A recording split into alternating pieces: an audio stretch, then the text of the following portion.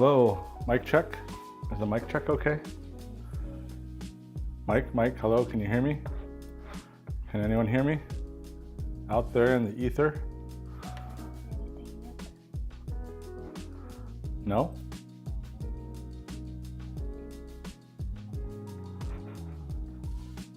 Hello?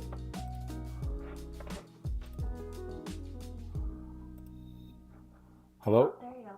Try again. Hello, mic check? Yep. Is the mic check okay? Mike, hello, can you hear me? Sick. He said it's good audio. Welcome, Spartacus. I know we're a little bit late to the party with this teardown here, but late is better than never, right? So we'll touch it by ripping off the pads.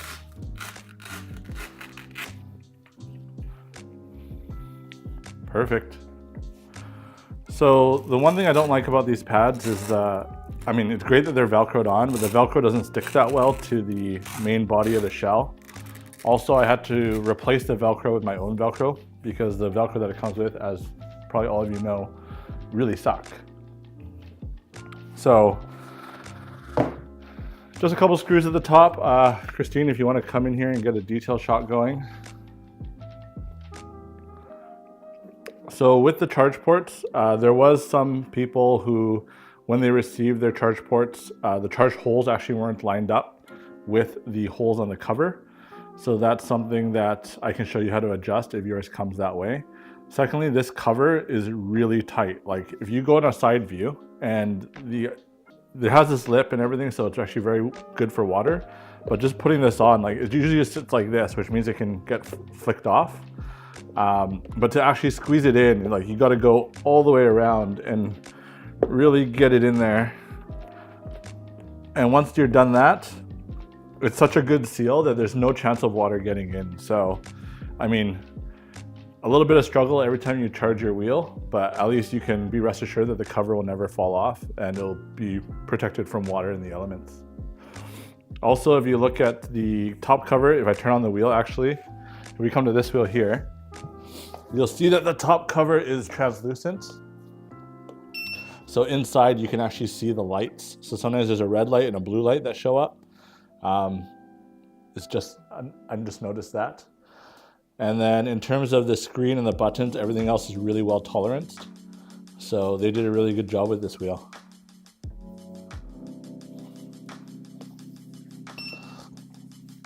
Now let's start opening it up. Yeah, it's a really good cover. I mean, I kind of wish that ExtremeBull maybe had the ports come out a little bit so that they can put that white O-ring that Bigode uses to seal the ports. But I think overall it's already really good. I'm gonna get my screw tray.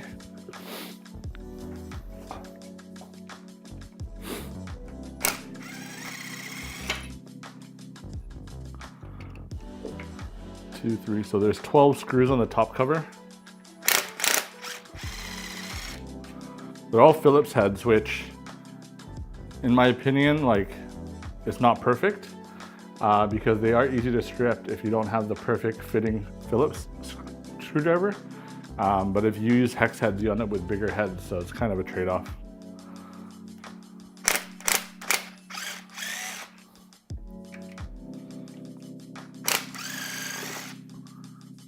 Oh, Kevin's watching.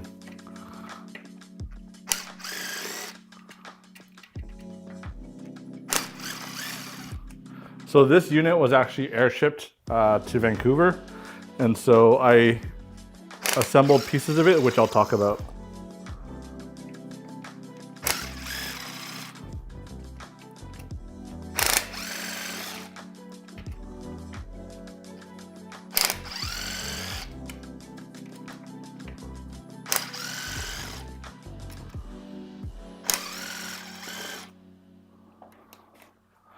Welcome, Petru.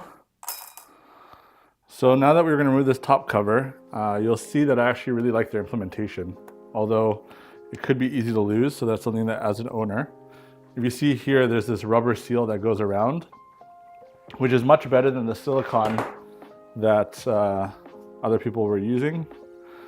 The only thing is that they can break, and so you just got to make sure that you put it back in when you reassemble your wheel, and make sure that it's sitting in the proper channel, or else it could get destroyed. But I mean, it's good that they've put it in here. My hands are kind of covering it. There you go. So you can see this little channel here for the rubber O-ring, and that goes all the way around inside of the screws, which allows it to have a really good seal. So water ingress from the side is not very possible, and water ingress from the top is very well managed from the charge ports. Now, as I said, like if you get your Commander Mini and there's a chance that, you know, being China, they did not align your charge ports, what you want to do is actually loosen these 4 Phillips screws on the top board here, and then you can align it and then screw it down. And that way the charge ports will be properly aligned with your top cover.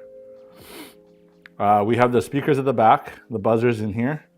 We got the Bluetooth board for music, charge board, and then the typical control board. So the control board is actually very similar to the Master. It actually shows up as a Master when you're riding it on EUC World. They did use these long Phillips screws, which is new. Maybe ExtremeBull just likes using Phillips in general, instead of using the 3mm hex.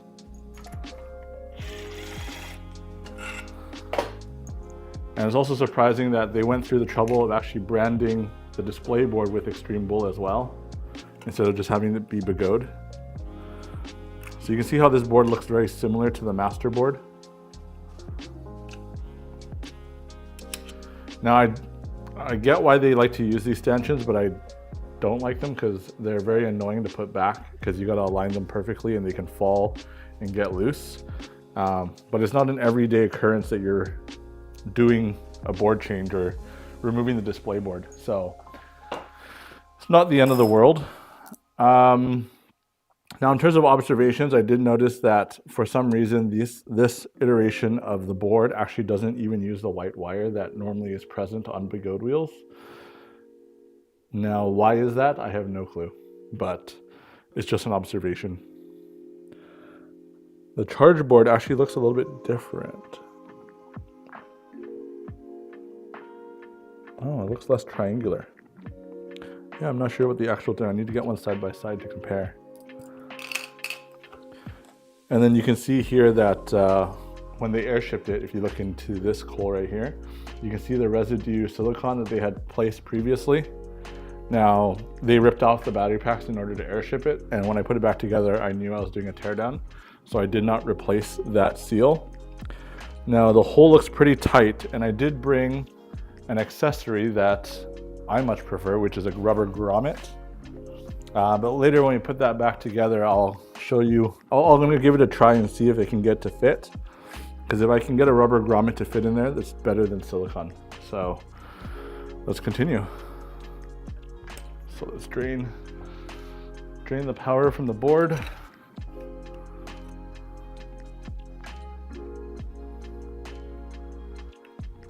If you guys have any questions, feel free to ask, and I will answer them to the best of my abilities.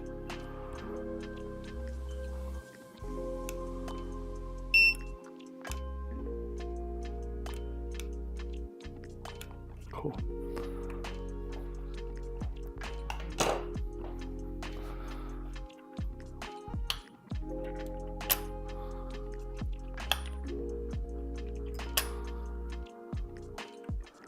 So for those of you guys who like to have speakers in your wheels, but you like the performance of Begode, it looks like ExtremeBull is the only way, or maybe the Extreme that's coming out supposedly has speakers as well, but to retain the speakers and have the performance, you get a good little package. Now I'm gonna remove the roll bars, I guess. I gotta remove all these roll bars and the headlight to be able to split the battery pack. There are these adjustments that are actually hidden behind the pads. Allows you to adjust the dampening of the shock, so you can just twist it. Now, it's not that easy to access, and it's kind of rough to adjust, but it is there. I haven't tested what A and B mean. As you can see, there's a little B on it. I'm guessing B is no rebound and A is dampening. But when we go and test that, I can let you know in the first impressions. So let's remove the roll cage, I guess.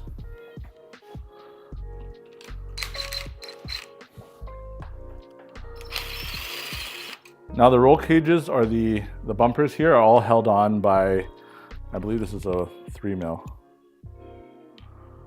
A 4mm hex. So similar to the Patton, it's very easy to remove.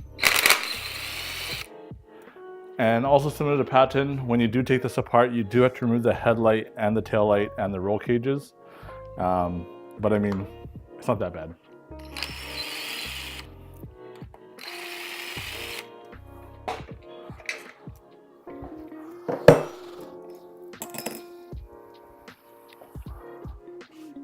It's 4 screws per bar.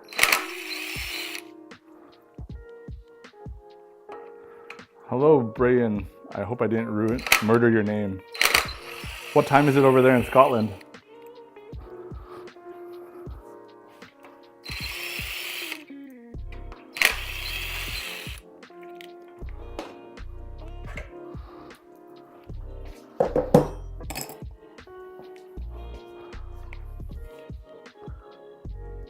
Oh. Interesting. So it looks like either I forgot to put these 2 screws in, or I happened to lose these 2 screws while riding it. You can show them the 2 screws in here. I can hit it. Oh.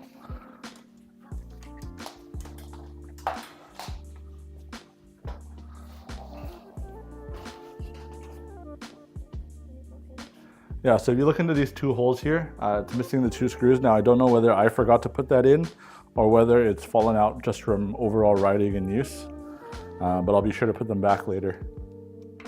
They are 3mm hex.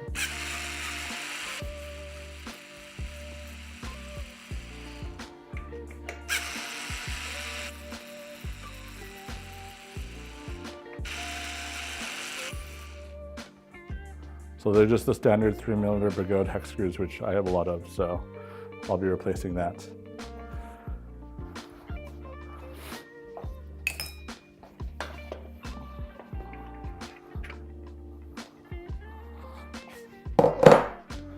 Now the way the trolley handle is mounted, oh, is that 8 o'clock p.m.? That's not so bad. The way the trolley handle mounted is it's held on by these clamps that go all the way down. Also, the tail light is bridging the 2 battery packs. So in order to do the teardown and to remove a battery pack to do the tire change in the future, you do need to remove this trolley handle.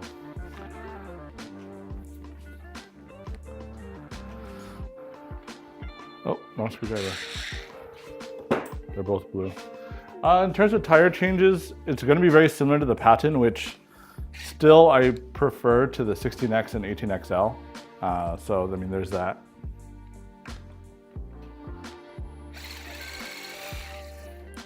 Later on when we do the tire change video, then I'll find the quickest way to go about it. Now in terms of an observation, so the good thing with Leaper Kim is they use those headphone jacks in order to plug the headlight and tail light. Now if you look up from the top, there's this cable, but what they do is they just silicone it with a, you'd probably go around the other side. They silicone it with a rubber backing there. I do prefer the Leaper Kim way, so I'm hoping that ExtremeBull watches this, and if they can put a wire from the board to a jack that's mounted on the outside with a rubber grommet, that's going to be way more secure than a manual silicone job. And it also allows you to remove the taillight easily without having to worry about re-siliconing this cable, which isn't even that tight. Are you guys able to see that? Because now when I unscrew this taillight, it's just going to dangle here. So that's an unfortunate one.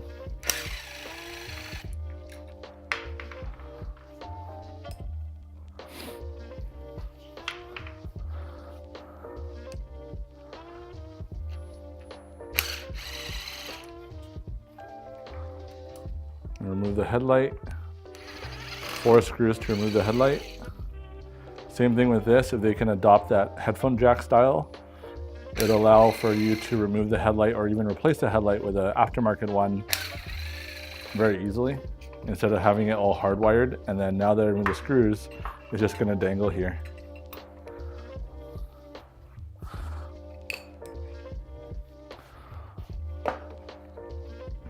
Also, the phase wires come through this hole, which is actually pretty tight, as you can see in there. If you look at the Sherman S tire change video, Liebherr adopts a very nice O-ring grommet as well as a plastic pressure plate that you screw down, and I think that ExtremeBull can learn from them on that one.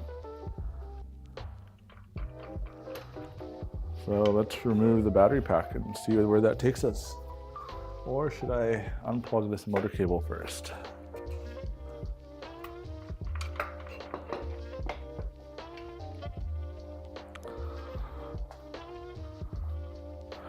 Looks like I'll be removing the battery packs first.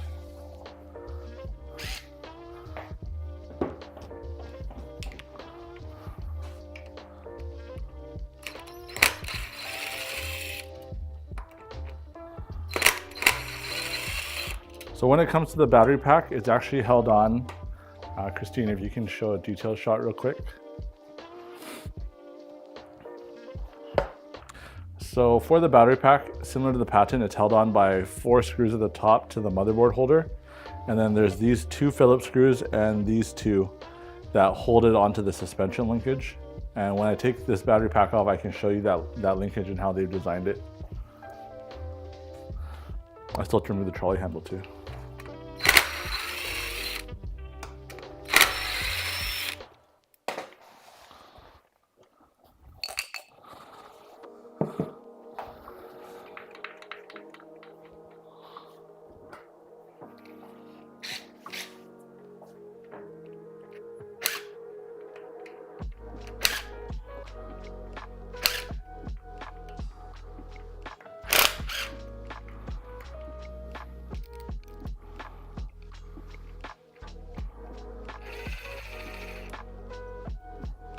Robin?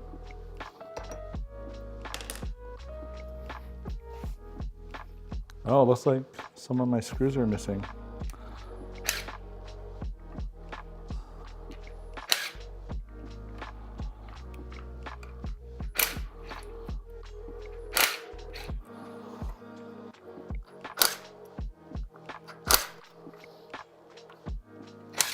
So I'm just loosening all these clamps here to release the trolley handle at the back of the wheel here.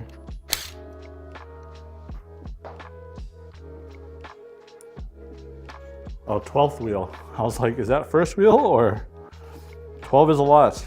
How long have you been riding for, Master Blaster of Disaster?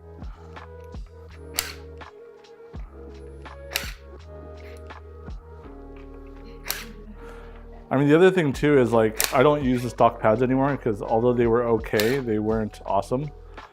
So I've put on some Velcro here, and we actually are using either Grizzlas or Kai pads or Clark pads or Kinetic pads, which, so if you want to come in here, I just loosened up all these clamps here. You can see that actually pinches down quite well.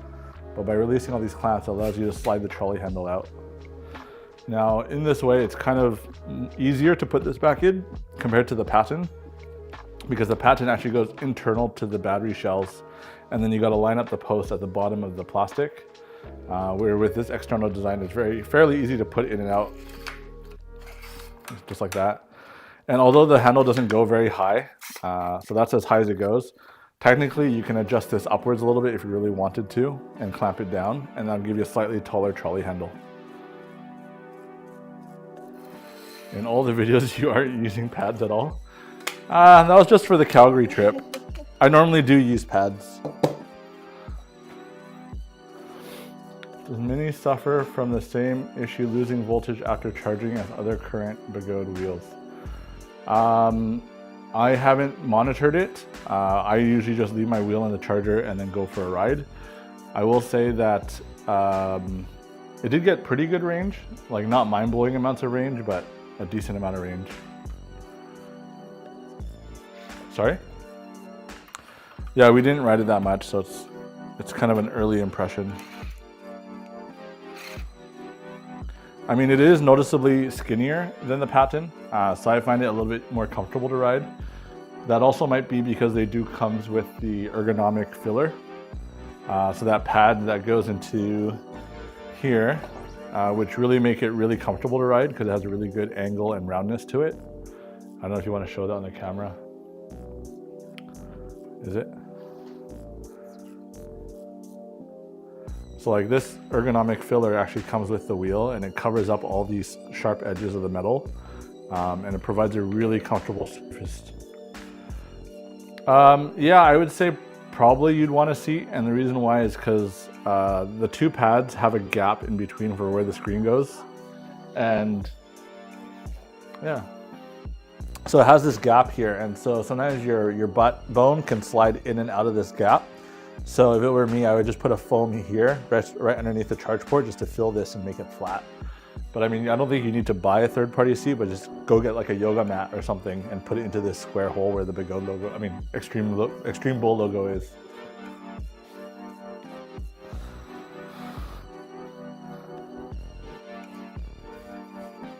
Okay, now that the trolley handle's removed, let's throw this back on.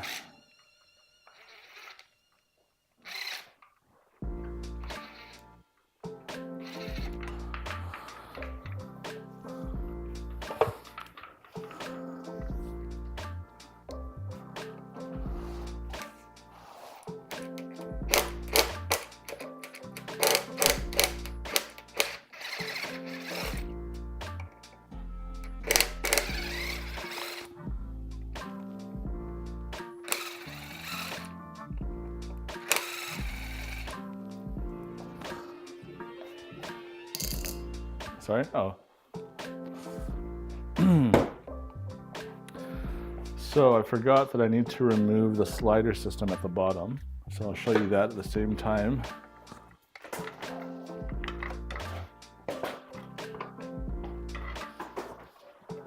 Now down here, you'll see these two metal posts. Instead of using the roller system that the Commander Pro has, they use these two as guiding pins just to make sure that the translation of the wheel is along these rods. And these are just screwed in. Now, just a small con of this design is that these screw holes, they come out quite a bit. And so if you look at it from a top view, they kind of stick out the bottom. So if you are doing trail riding, there is a probability of you hitting this. But I will say the probability is super low. Like I don't think that a normal person would normally hit this. So it's just an observation. Sorry?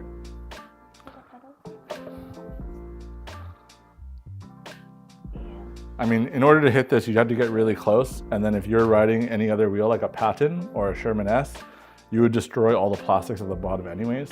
So instead of plastics at the bottom, you might just chip these pins or whatnot. I think it's quite a minimal concern, but just an observation.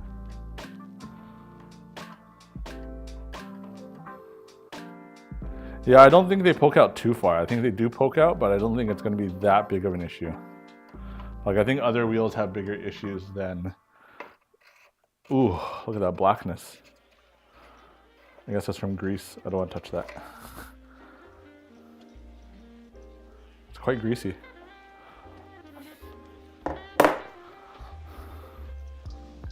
Hello EUC vibes. Vibing out?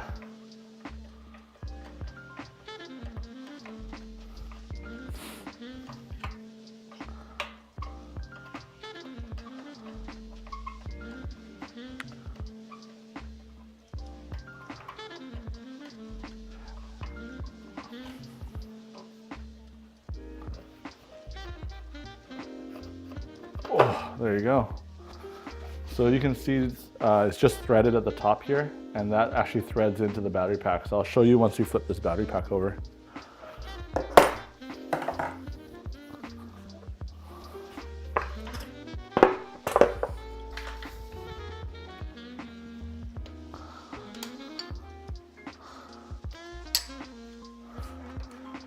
Now, before we get into that, I will say a couple observations. Is one, I do like how they cut out these holes to match perfectly with the shape of this connector.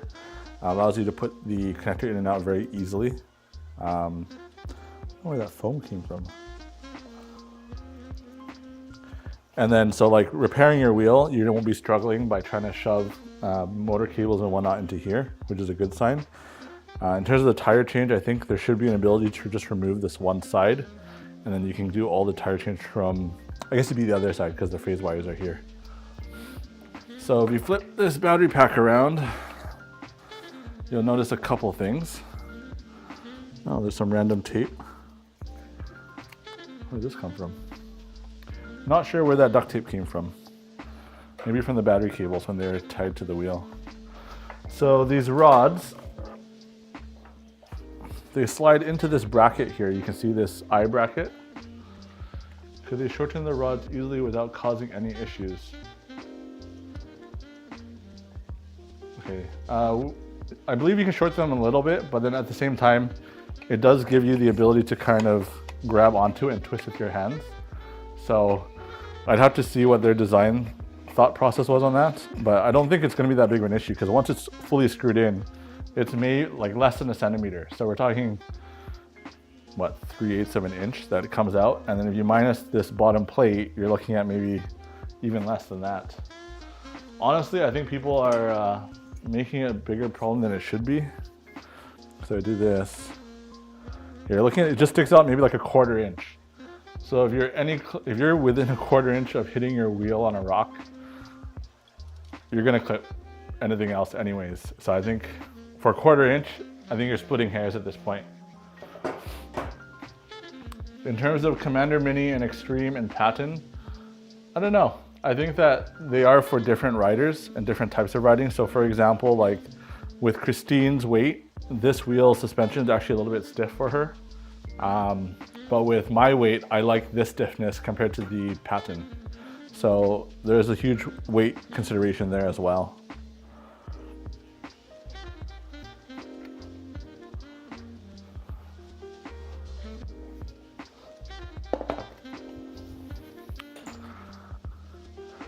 I mean, it's good that they're using the metal mudguard that they've learned from the Commander Pro. And then it ties in very well as well. If you bring the camera here, Christine, there is a really nice bearing seal that looks very similar to the one that we saw in the A2. So you can see in there, there is that seal. Let's see if I can get a, can you focus? Yeah, so if you look right here, the tip of my screwdriver, you'll see that there is a really nice bearing seal. And it has the brand name SANGK. Oh, there's no way. I don't think you can focus on that.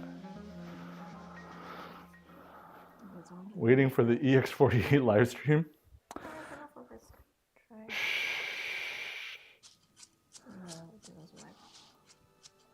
It's going to be a long day of repairs, I'll tell you that much. But yeah, I mean, we can continue. I mean, it's good that, is this a stainless steel axle or polished aluminum axle?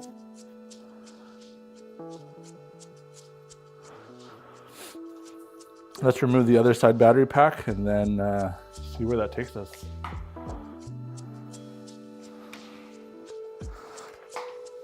I'm going to be sitting in this workshop for the whole day today. No rest for the wicked.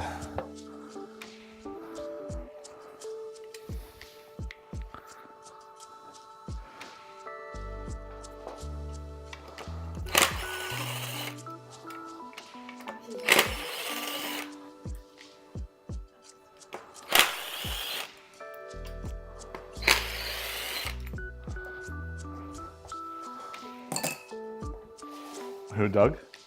He should. Maybe you could do it if we do a Sunday live stream. The pedals are actually really good. I actually have no problems with the pedals. If you get the camera, Christine, and you come close to the pedals, like I have a lot of pedals that I could put on this wheel, but I can't justify taking these off because they have been really great. So a couple of things that I really like about them, if you look here, like they are using the mountain bike style kind of nubs, which provide a lot of good grip. And I do really like the ExtremeBull style of pedals, and I really like them even from the Commander Pro, is because the nubs actually, the way they designed it with this acrylic, it's forced them to place nubs along the outer edge of the pedal, as well as the inside acrylic. And so you have tons of nubs and tons of grip. So yeah, I mean, I've had no complaints with pedals on this wheel. And they look nice, even though I scratched them up already. So like if you look at the other side, it actually says CNC here. And they have this really cool CNC cutting design. Just ignore all the scratches and damage.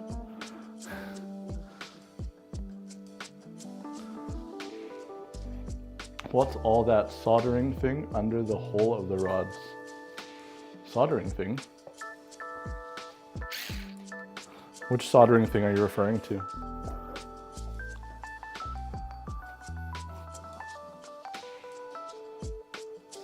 I'm not too sure.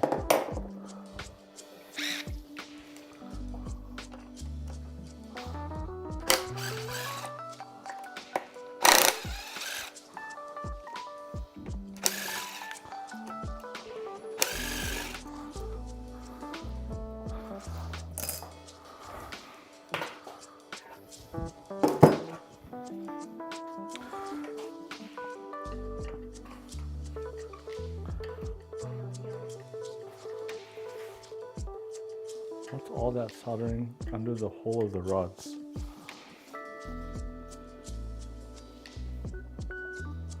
Soldering? What soldering thing?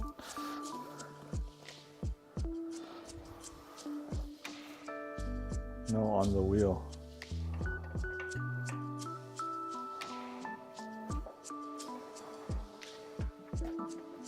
Let me take out this battery pack and we can try to figure out the bottom of the struts.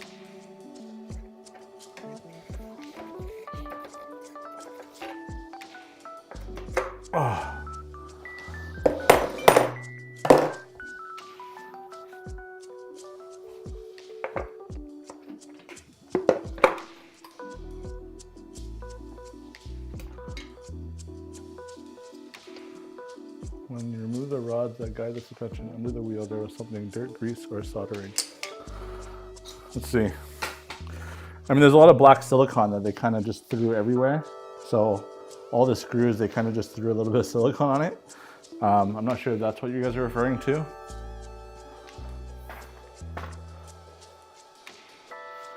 Yeah, there's just, so they have these two screws that hold in the copper bushing. And those two screws have silicone stuck on them just so I guess they don't back themselves out. If you're not able to see that, maybe I can grab a flashlight.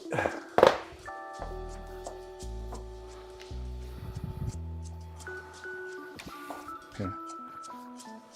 Yeah, so right here, if that's what you're referring to, this is silicone. It's tube right now.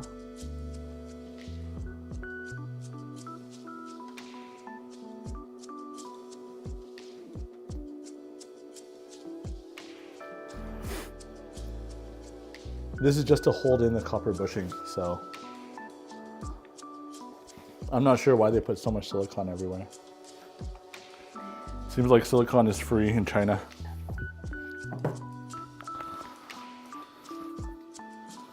Oh, there's some grease leaking out of this bearing though. You come on this side here, come around. There's some grease leaking out of the seal. It's hard to see, I guess. Bottom of the battery case I just took off. I mean, they did add this beam here to kind of provide more structure to the battery packs.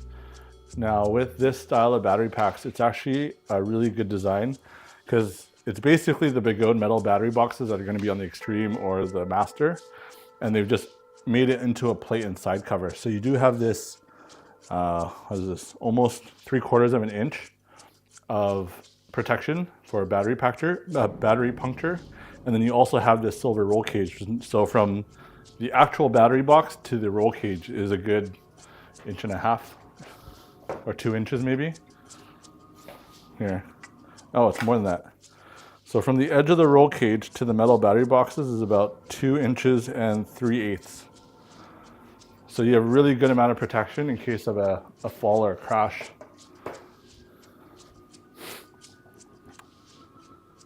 And then the pedals, of course, mount to the battery packs. This is also metal, so the bottom is also metal, and they screw in similar to the master metal battery boxes. And then the battery output cables come out the top here, which they've siliconed the hole. I mean, if they could have adopted a similar strategy to the master metal battery boxes with the rubber grommets, I think I brought some rubber grommets. Let me see.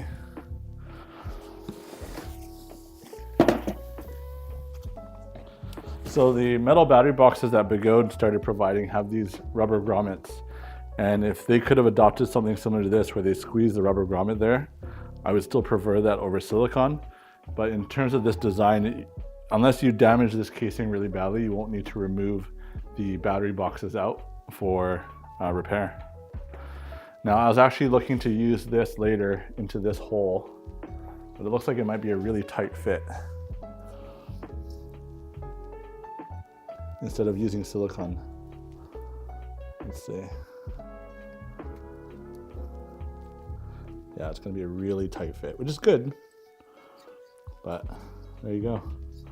So I might adopt that and use that instead of using the silicone. So if you guys do have these rubber grommets, it could be a good option.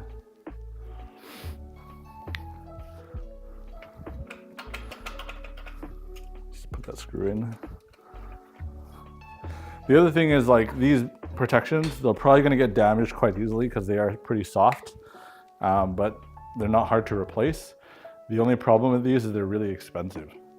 So a set of these metal rods in different colors that are anodized can cost anywhere up to $300 or $400 because Begode or ExtremeBull sells them for a really high price.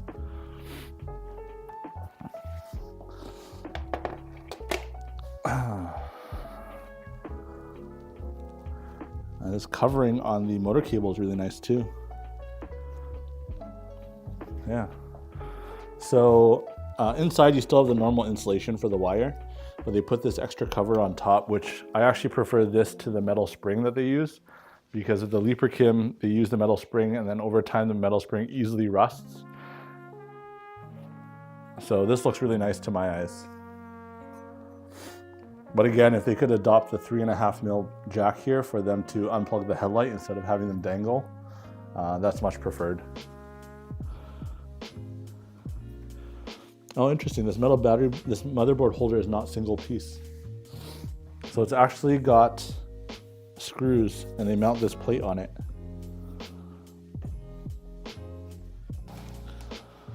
And they silicone the edge. They did silicone the edge, so it is pretty waterproof. I'm not too concerned about water.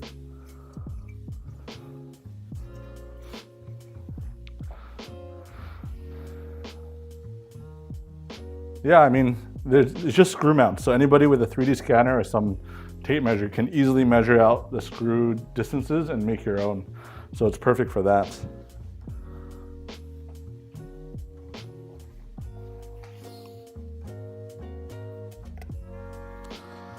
Let me see if I can remove one side.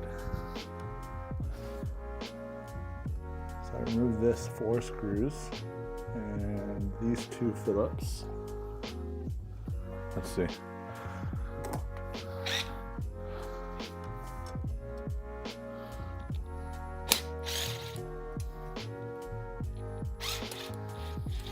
Remove the 2 world's smallest screws.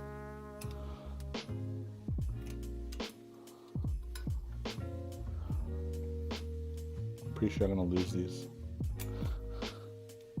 Just kidding, I never lose screws. There you go. I did not take the battery out of the A2, unfortunately. I left it as is. We tried really hard to remove it, but it just didn't want to come out. Oh, it's Doug's comment about aftermarket bumpers. So I'm gonna try to unbolt this from here and then see if I can slide it out. I guess I get the other side too.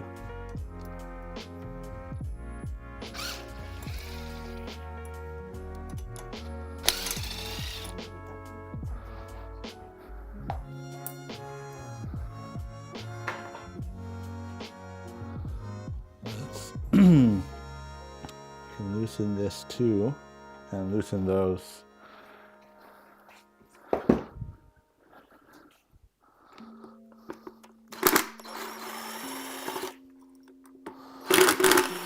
Loctite.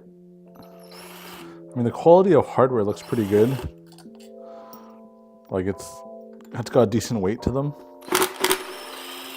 I think ExtremeBull is really gonna be the up and coming.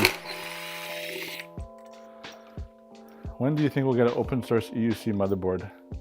You know, honestly, if you go online, there are a lot of there are people out there who've designed motherboards for EUCs that are capable of higher voltages. But the main thing is firmware. So like if you're gonna make your own and you're gonna test your firmware, are you willing to go through all the iterations of faceplants to find out all the kinks from your own programming?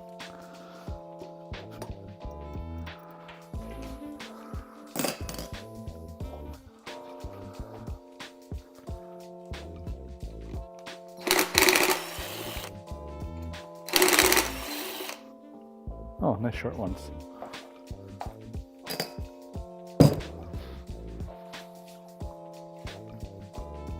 Oh, it's just sliding out. Yeah. Oh, there's a world's thinnest washer too. What's the question? It came like that. So this is the first time I'm removing all this. So the Loctite came from the factory. So that stainless steel thing that I was looking at the axle a while ago is actually just a steel spacer. The world's thinnest washer. But it covers up the motor cover, the axle, and then this goes on top. So you can see that they have this ring there to help align the holes so that the forces are not just resting on the screws, but also on the CNC metal. And this is CNC'd, so you can see the CNCing pattern on this. If I rotate it with the right angle, there you go. You can see the tool marks from the CNC. I am liking what I am seeing. Let's see if I can slide this out.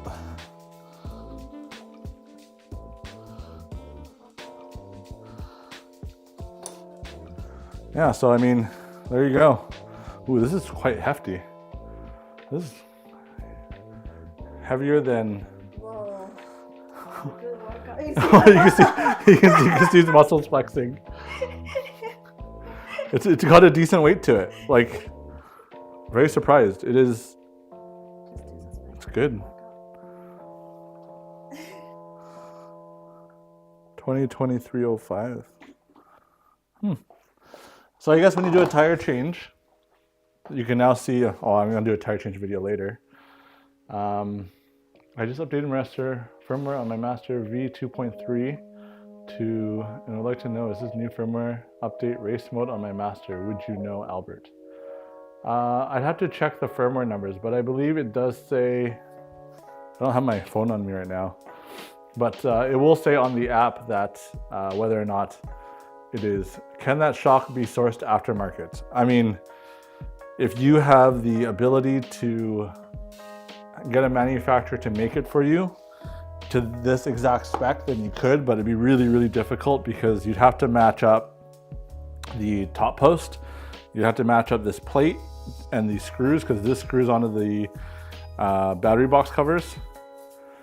And then this part and the throw would all to be matched. Now, if Christine were to bring her camera here, similar to the Patton and Sherman S, it does have a really good seal, as well as the spring to keep it nice and tight.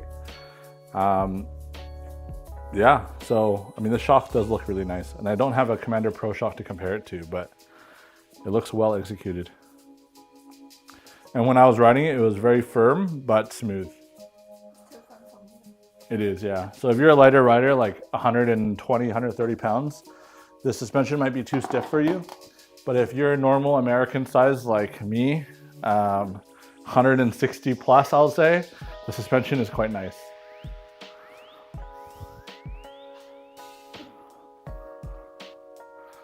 Let me remove the motor cover.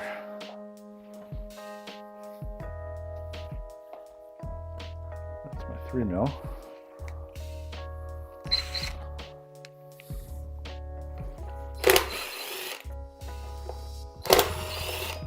I think it's just a normal C38 motor. But if you guys want me to open it, I'll open it. Yeah, it's just a normal C38 motor made by HB, but it does have a really good seal on it.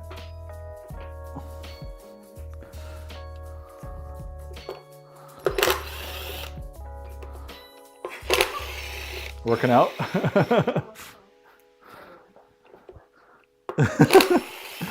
We've turned into a lifestyle health channel.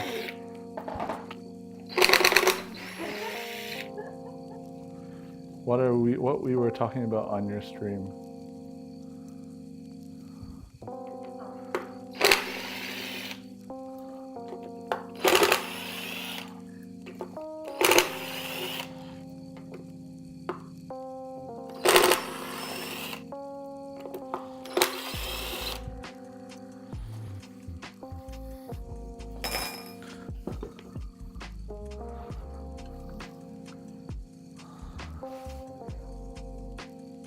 So there's a bit of a lip.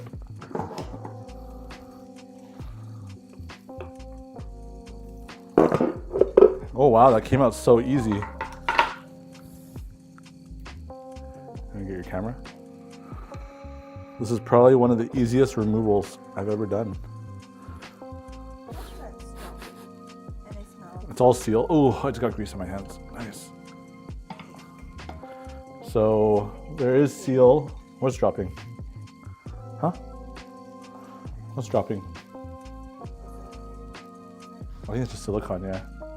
So they did silicone the edge. You can see it here with this blue line. So I'm gonna have to re-silicone it.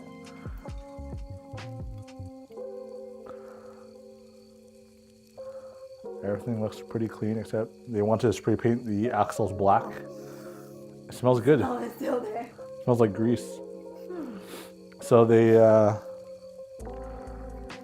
spray painted the axle black to make it a bit different, I guess, instead of the silver axles. I will say that the fit and finish on this is quite, oops. Put that back there. It's quite loose, so you can see that I just drop it in and it can, oh, now it's, there you go. But taking it apart was super easy.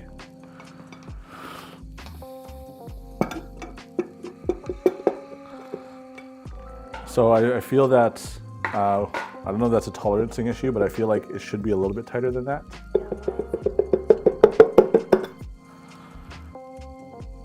But I mean, as long as the bearings don't have the problems of the S22, with Bigot, the probability of that problem is a lot less because of the thickness of the bearing. So the S22 bearings are actually really skinny and can cause that clicking noise.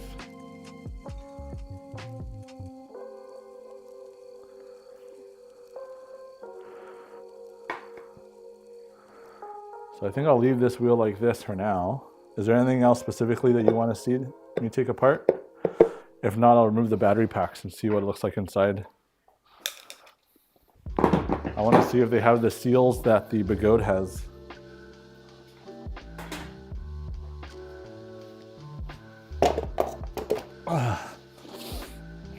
Let's see.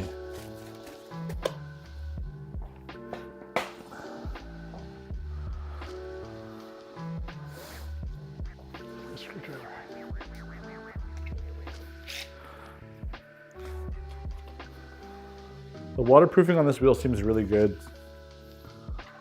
We'll find out with the batteries very shortly here.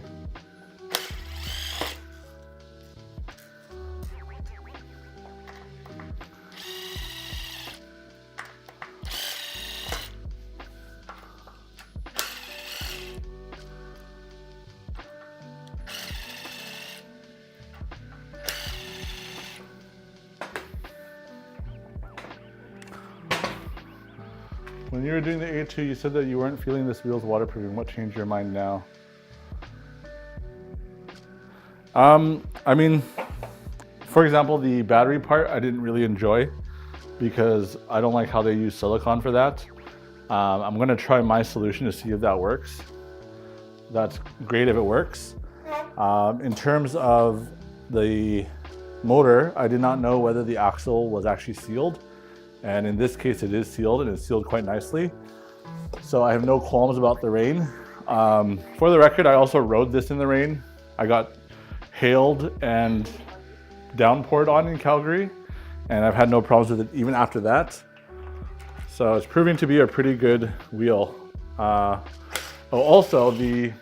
I ordered 2 of these, and the first one that came was missing the motherboard seal at the top. And so after putting the second one together, I talked to Begode or ExtremeBull, and they will be providing me the parts that are missing on that prototype wheel. So with the motherboard seal and the way the charge port is sealed, and if we can solve the rubber grommet part where the batteries go into the motherboard holder, and if these batteries are sealed really nicely, then I am quite happy.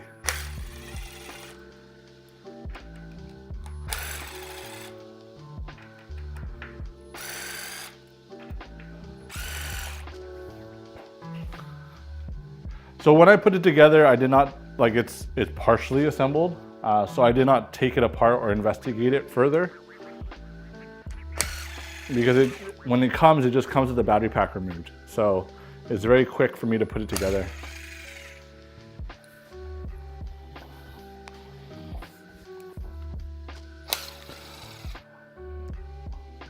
From the way this looks so far, I feel like it probably has a little bit better.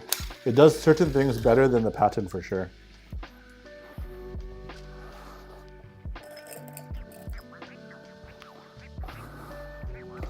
Sorry? Is there more screws that I missed? Oh, I got all of them. Maybe I have to remove this screw.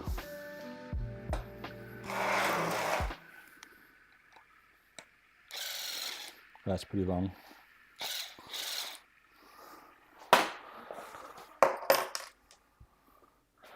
Will you do a reassembly so we can have the Master Pro? Yeah, I plan to do the reassembly.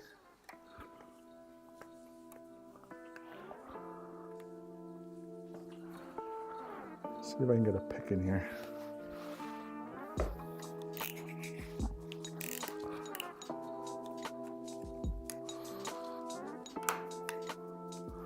It's a pretty tight cover. Let's see if I have a pry tool.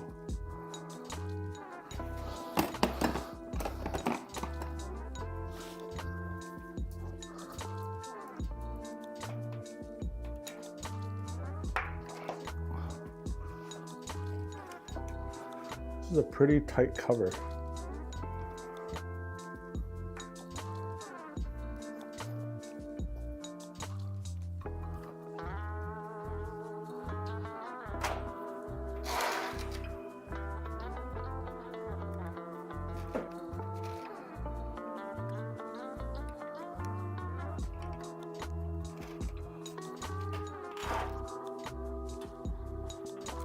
Oh, it's coming.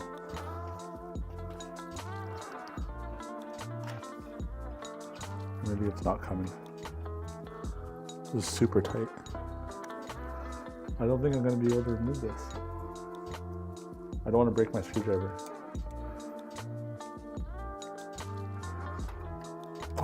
Yeah, it's really stuck in there. Sorry? I removed all the screws, yeah. And I can see silicone, so they did silicone it. I don't know if you can see this. So there's a bit of silicone.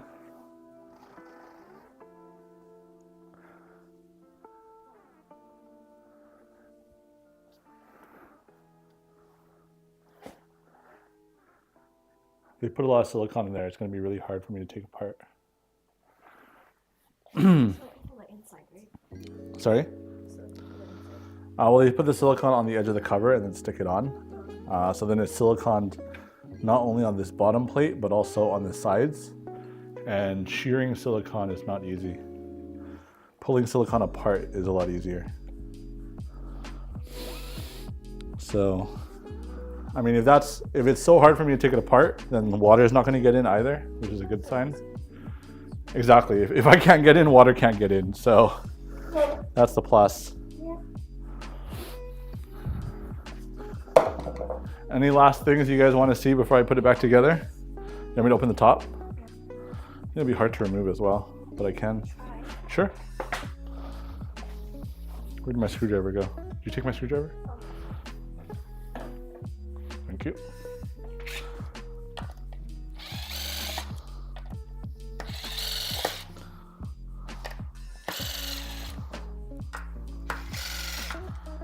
You take your camera for a second, Christine.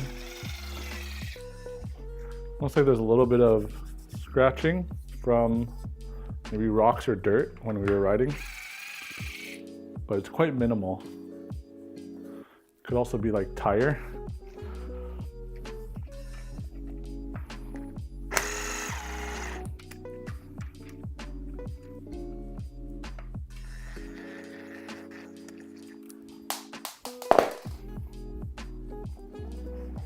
Another screw. So I'll flip it over.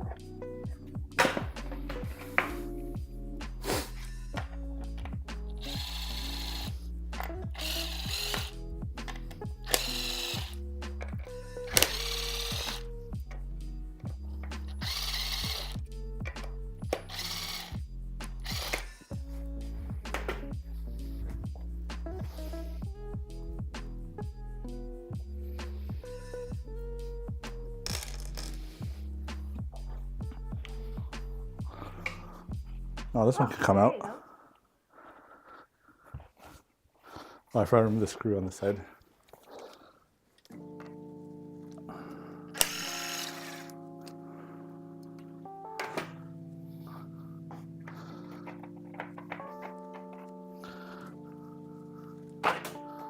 That's just tape.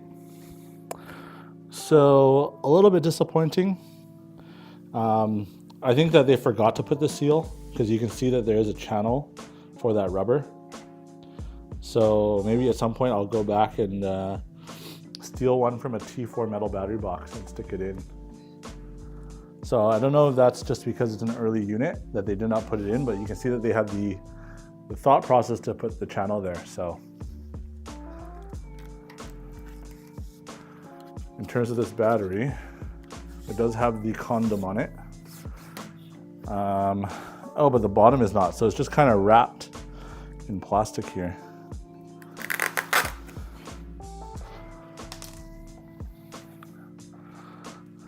Yeah, unfortunately there's no rubber O-ring. Maybe if I don't put it back together, then I can rebuild it at a later date. But I'll show you guys the grommet situation.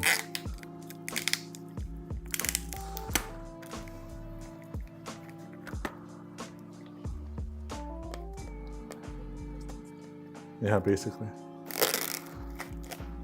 There you go. It has foam around all four sides, but I kind of wish that this plastic was more like the Begode metal battery box, which was a fully formed sleeve with only one opening at the top. I have one here. This is for later, but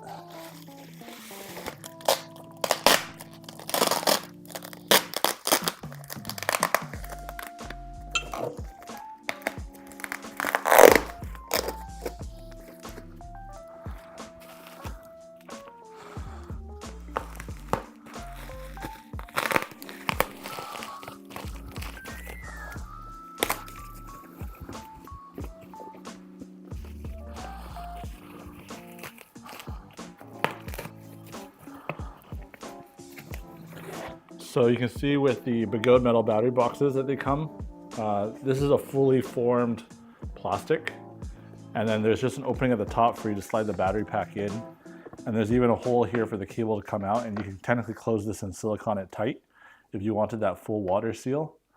I think that this is a really good implementation, and this is like a version 1 implementation of just let me cut a piece of plastic and packing tape it around a piece of battery.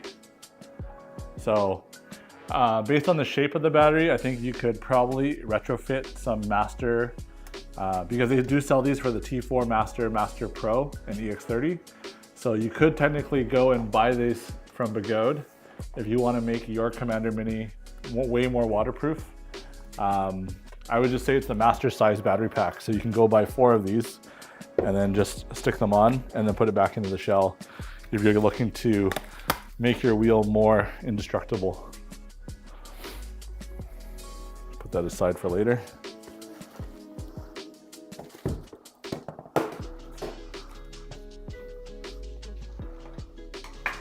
Kind of disappointing. It's like a cop-out way of doing it.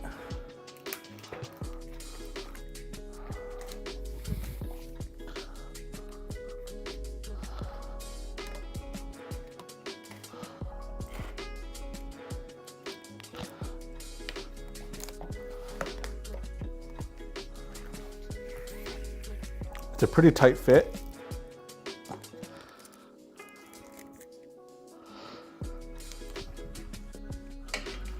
I'll have to re-silicone that. Now in terms of the rubber, if you guys haven't seen it yet, I have one of, oops, I guess I opened the bag. I have the rubber here for a Master Pro battery pack. So when I was talking about the rubber, if you have the camera, Christine, you can go steal a T4 Master battery pack and then you can insert this rubber perfectly. Like it's literally designed for it. So this is too big because it's for a Master Pro and EX30, but if you get a T4 Master size one, they're just absolutely perfect for that channel. Fits like a glove.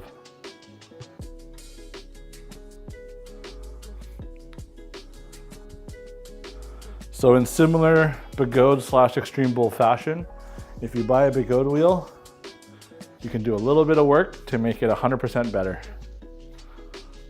And that's what makes Begode wheel Begode wheel.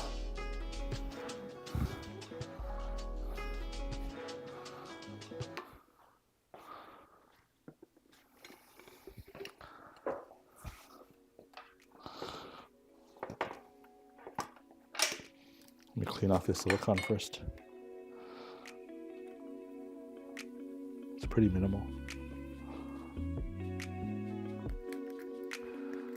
Yeah, I mean, it's not always that batch 2 is better. So for example, I took apart a batch 2 Patton, and in the pre-production units, they have that flat plate where the battery cables come out of, and they have that rubber seal that goes on top.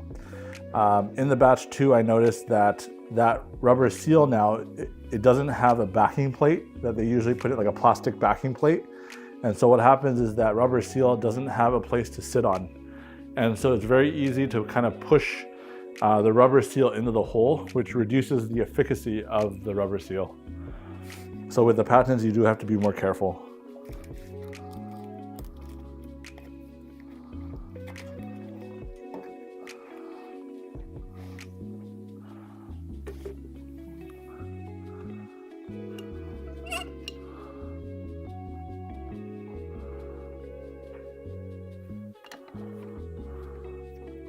I know, I'm gonna push it in.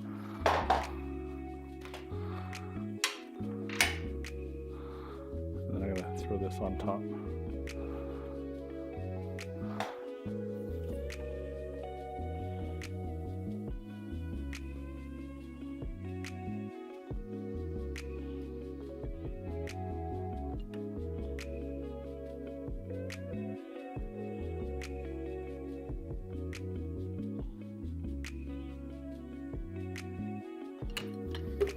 Not easy.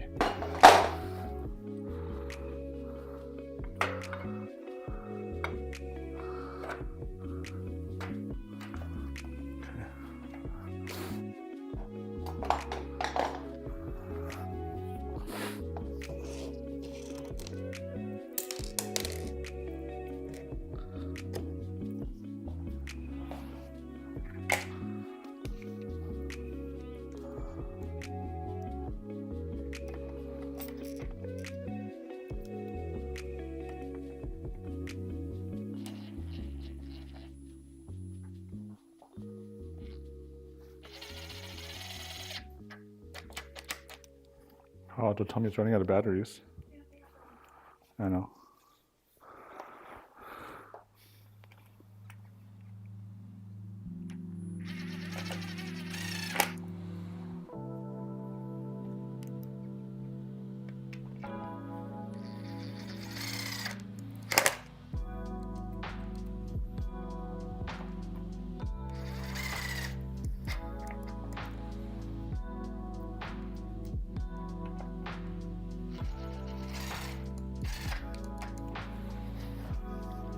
Looks like one of them are dead.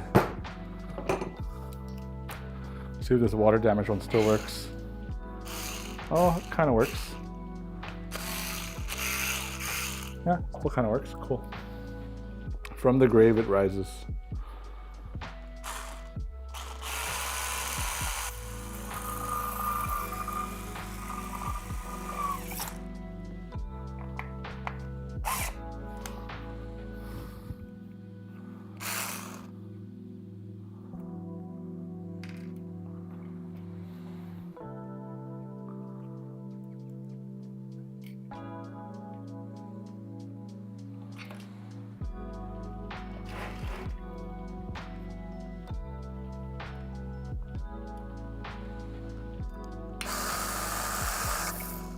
Doesn't work that consistently, but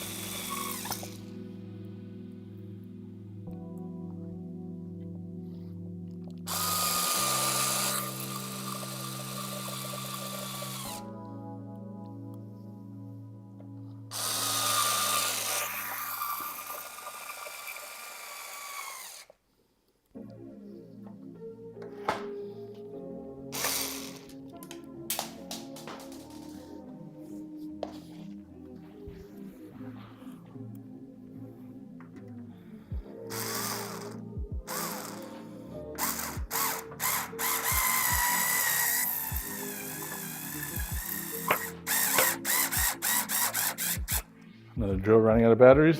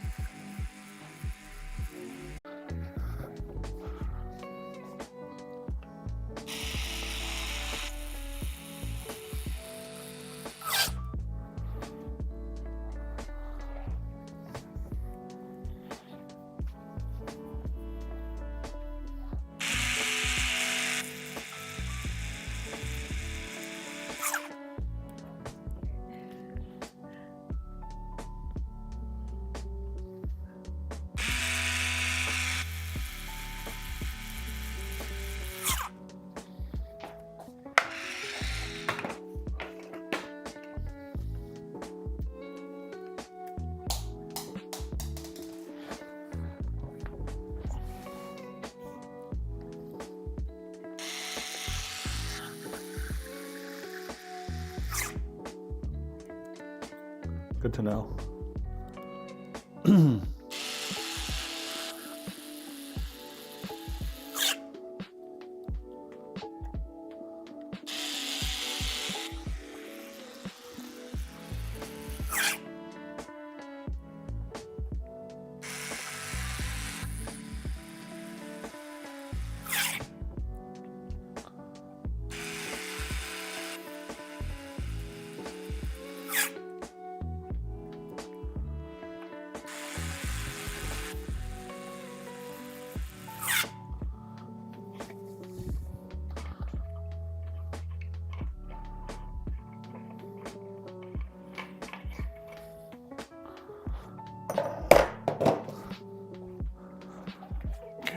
this to the side.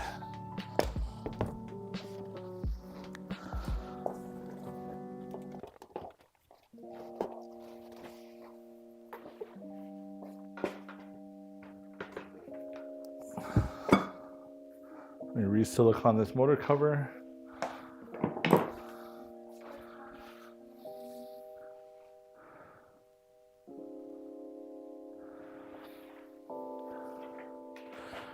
We haven't had much experience in terms of like the performance of it, but in terms of build quality, let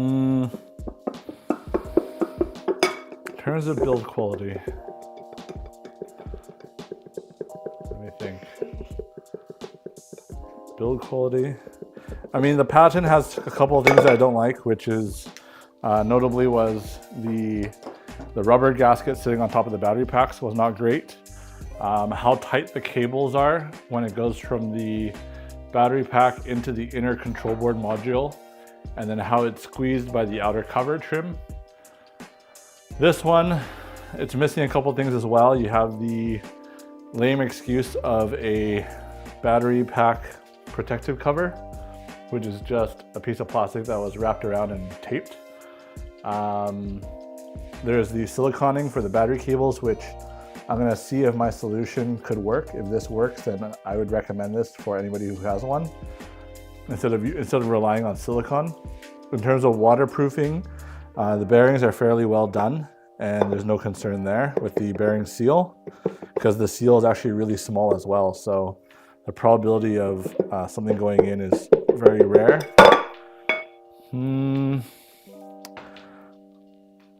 What else is there? The Patton having the headphone jack is a good plus compared to the dangling headlight and taillights. But I think in terms of the way this wheel is implemented, it does have the, as Paco mentioned, it does have the bridge. It also has that new slider system, which doesn't rely on those cabinet rollers, which tend to break. And the cable management and execution is pretty good. I'd say the buzzer is not great because it's facing downwards into the wheel. So if you're going fast, it may be hard to hear at speed. But I will say on the flip side of that coin is I have heard the beeps when I'm going faster. I keep wanting to put this cover on, but then I keep remembering that I can't because I haven't put the silicone on yet. I think they're fairly comparable. They will all have things that they do well and things that they don't do well. But in terms of water, I have no qualms about riding this thing in the rain, which I have ridden in the rain when I was stuck in it, but that was not by choice. The quality of the hardware is pretty nice too, compared to some other wheels that have hardware quality problems. Give me 1 second here while I focus on putting the bead of silicone on this rim.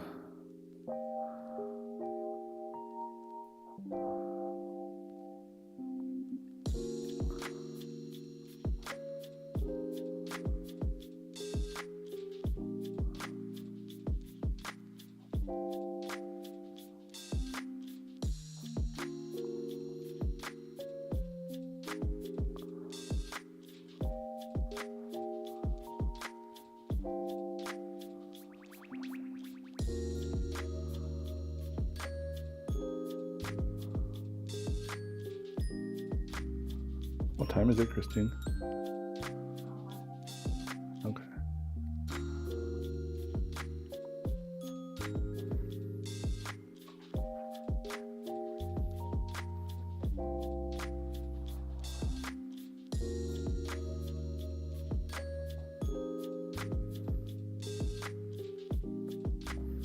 I'm breathing.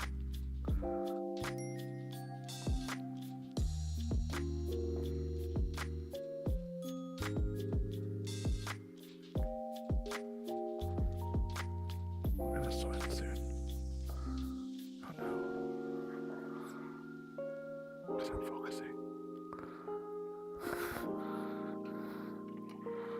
It's a C38 motor, so it's a 38 millimeter magnet, similar to the Master, Commander Pro, Master Pro.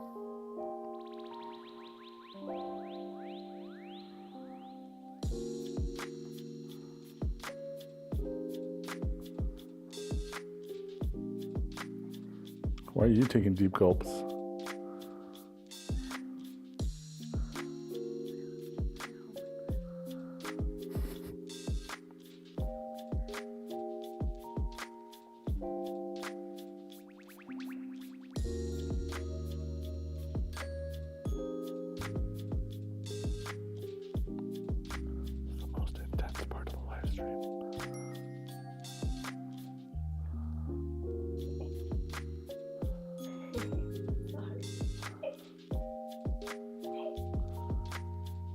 Okay. Whew.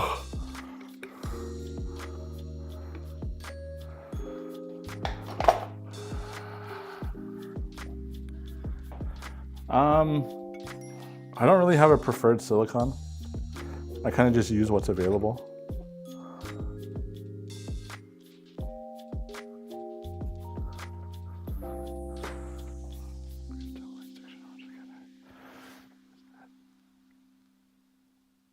The metal rods will need grease. Yeah, well, if you're talking about the suspension metal rods, there is that copper bushing inside that's really small. But yeah, you will probably want to grease it over time.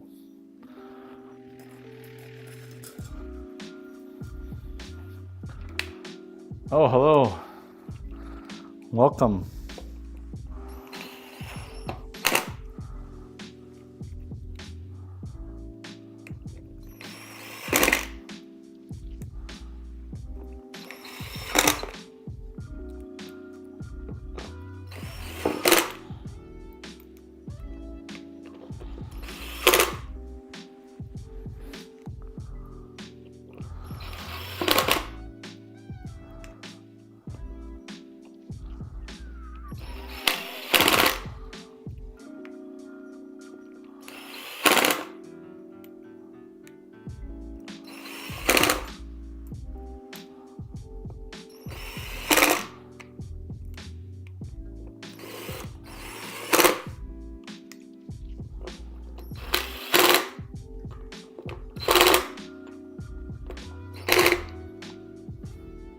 The too long didn't read version is, it's fairly good, maybe 94% of the way there, but there are some small things that you can do to improve it. And it's not hard to improve because you can take parts that Begode has and use them in this wheel.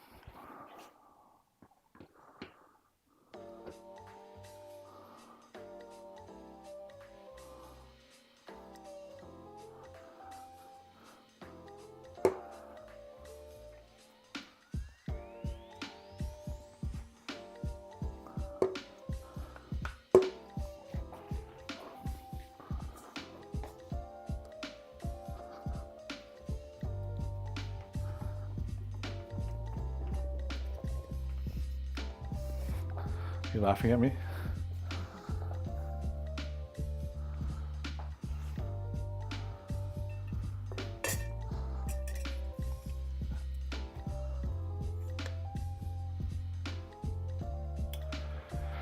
I mean, it does a couple things similar to the Commander Pro. The mudguard is very similar to the Commander Pro, at least the version 3 and onwards, I believe it is, where they changed it from the plastic mudguard to a metal mudguard. The battery cables, which I'll get into shortly here when I put it back together, they use silicone here instead of using a rubber grommet, but I'm going to try and retrofit a rubber grommet for it. There's this little spacer here. I don't know what it's for, but it's there for a reason. The type of hardware they use is really nice. The shock weighs a lot, and therefore it's a bit of a workout for Christine.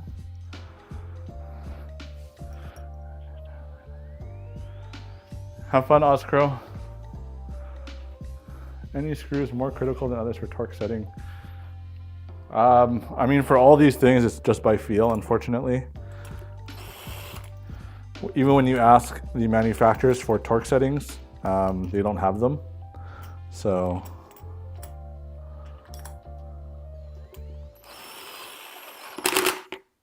should probably put some Loctite on this.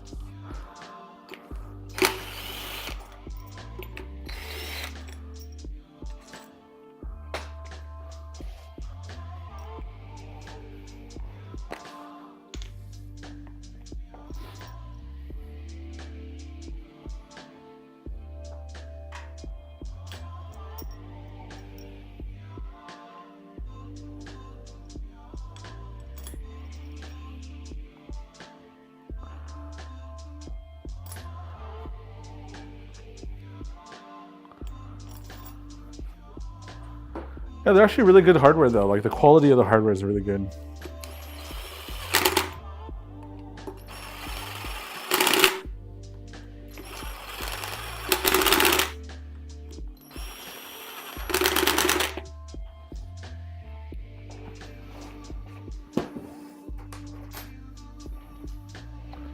I was using blue Loctite.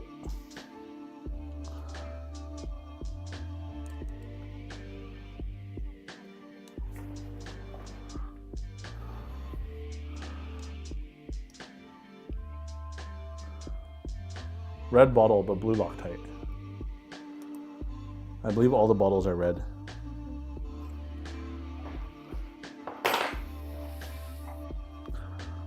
Put the two screws back on the top.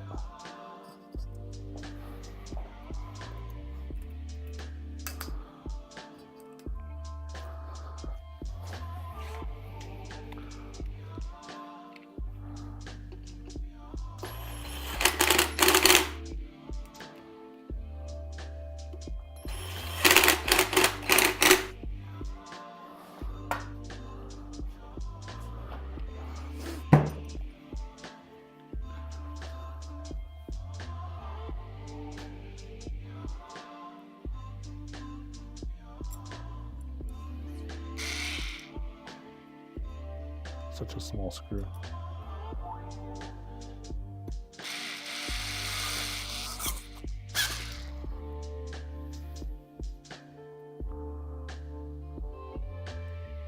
They also put silicone on the head, which makes it harder for the tool to grab.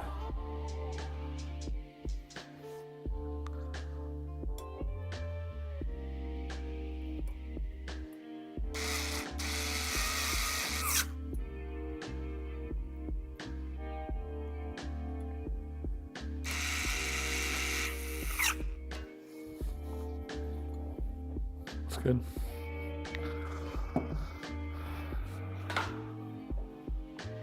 Oh, shoot.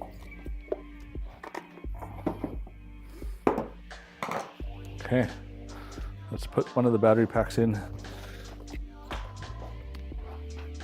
This might turn out to be really hard. And did you make an opinion on waterproof? Yeah, waterproofness is pretty good. I mean, there are still things that you can do to make it better. This is a very early model, so they may have already done these things. Partially is what I'm doing right now is I'm trying to reuse the grommets that they provide from the master metal battery boxes and utilize them in this way. Do you have a detail shot? So these are the grommets that come with the metal battery boxes. And you kind of slide them over with a lot of force. You should really invest in that tool. The tool that Bonhurst say, the thing to spread it, but it's okay. So we'll see how difficult this is to put in. Or maybe I can squeeze it from the top side. Okay, let me try. Okay, I'll try from the bottom first and see. Do I have one more?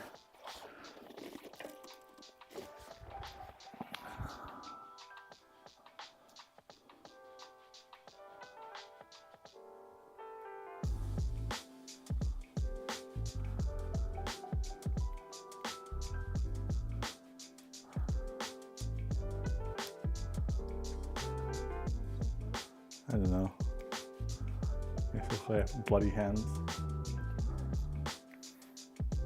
Okay. This will be interesting.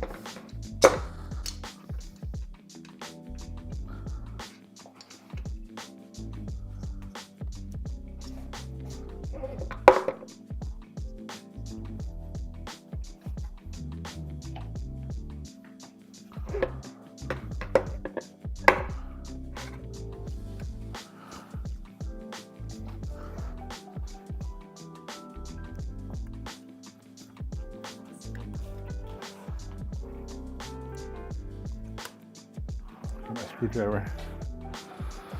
Yeah, it's not terrible actually. So if you guys can get your hand on these grommets, maybe I'll order some. I wonder if it'd be easier from the other side though, to squeeze it in. But it makes a really nice tight seal. You can get it all the way in.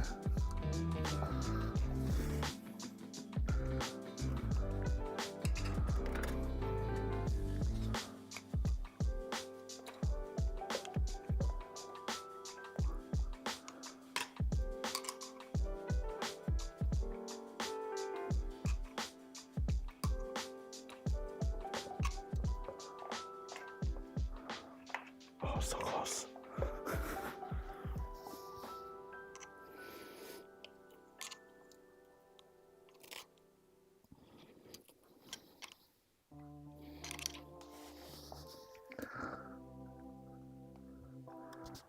Can I use my finger?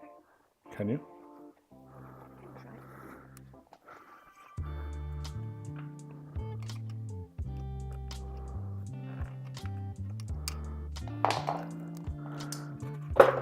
Oh, are you okay?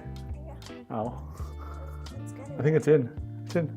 If you look on this side, it's fully in already. So yeah, there you go. So if you can find these metal, let me get my flashlight. If you can get your hands on these grommets from the metal battery boxes, it actually fits really well. There you go. You can see that it fit perfectly like a glove, and then it seals really nicely. There you go. Yeah, now we'll do the other side.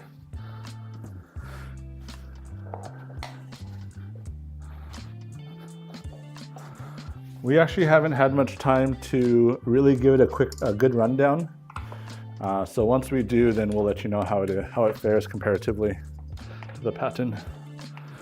I will say on first impressions that the response is not as good as the Patton.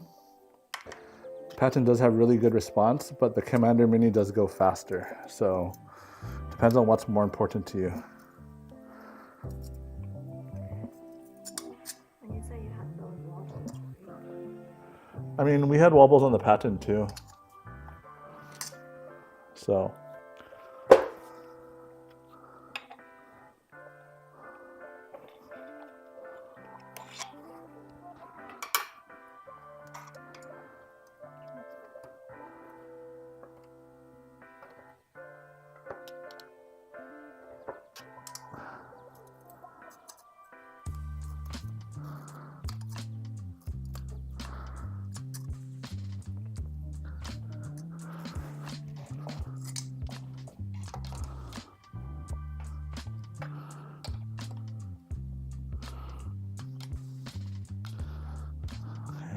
Let me insert that inside. I'll insert this side first.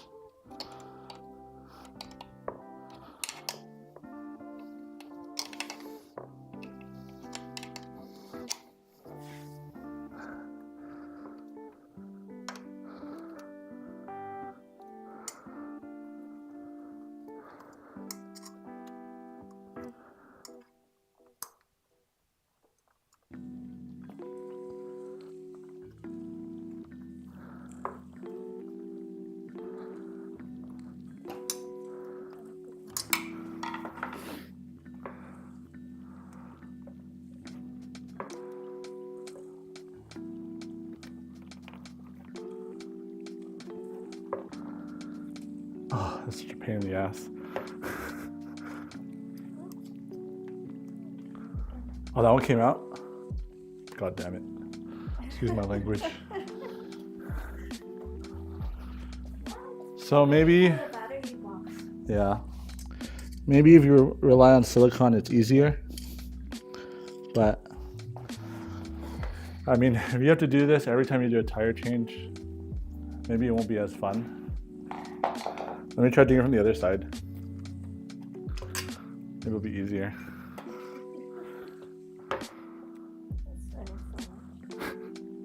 Hard work, man.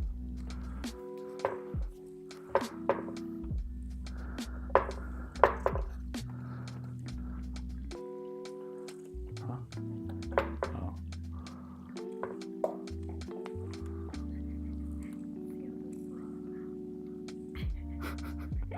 Thank you, Christine. Okay. Take two.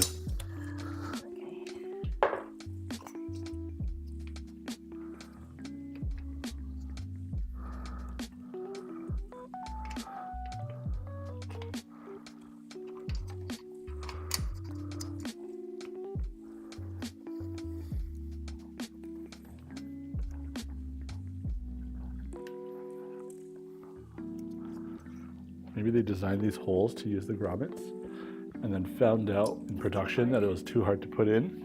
And so they said, fuck it. I mean, screw it. And went with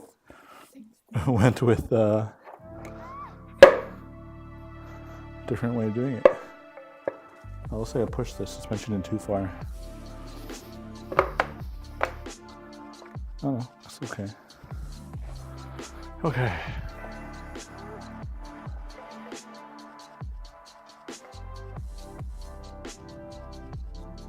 The underside of the speaker grills. So if you want to look at this, actually there's no underside. Oh, you can see it. It's covered by the heatsink.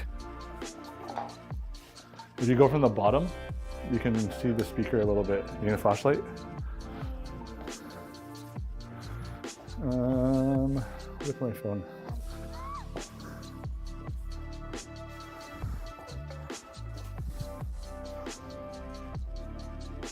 You can see, there you go, the edge of the speaker covered up by the heatsink.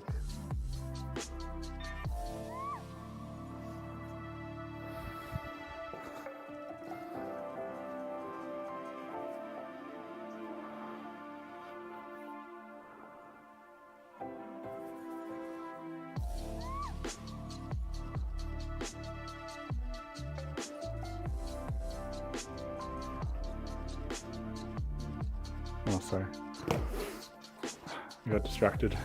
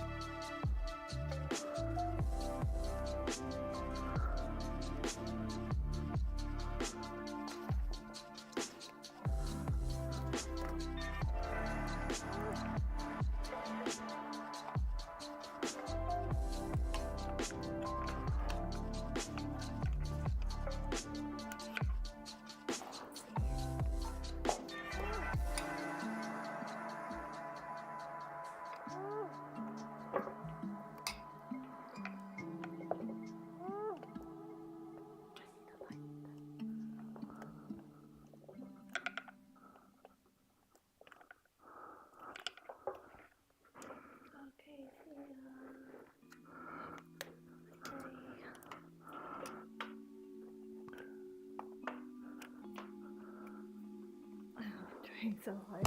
Oh, yeah, trying very hard. This might not be worth it. Maybe just put silicone. I mean, if you're to do a tire change, you gotta do this every time. That'd be a bit of a pain in the rear end.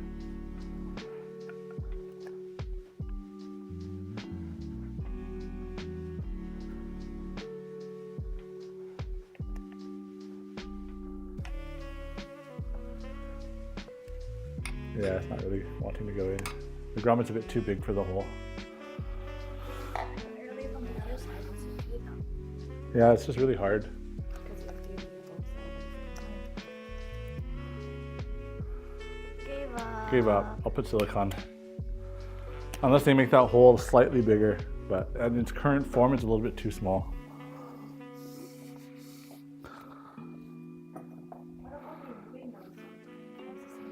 I had to remove the silicone anyways, just to properly silicone it. Okay.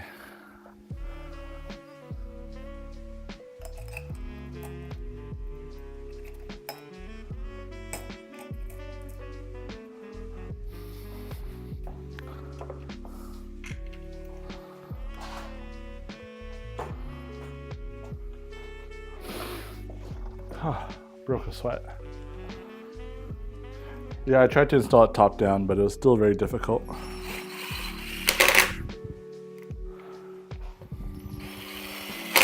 It is a little bit oversized for the hole.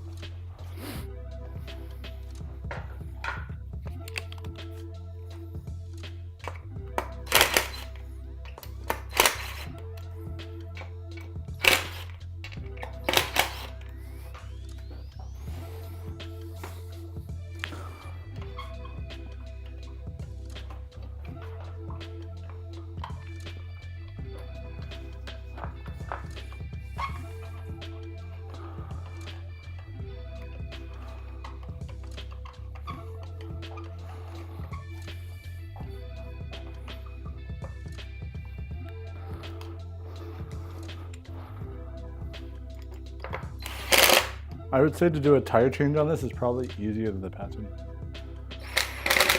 Huh? I think there's less screws. Did you count? I mean, if you're to do just a tire change, I think there's a lot less screws. I did hit it before, yeah. It got damaged.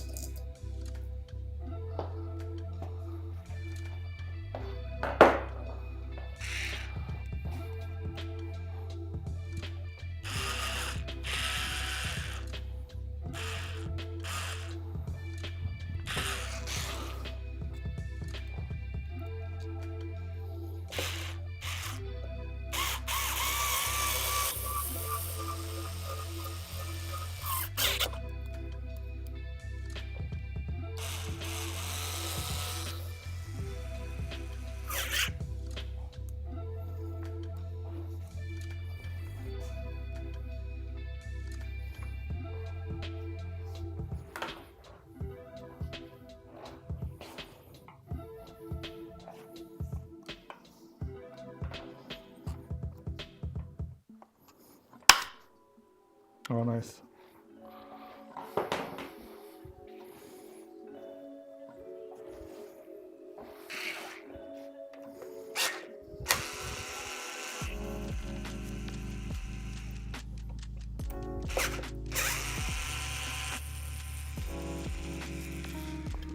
So reassembly can be a little bit more challenging because when I remove that suspension rod, it looks like the angle is not perfectly lined up.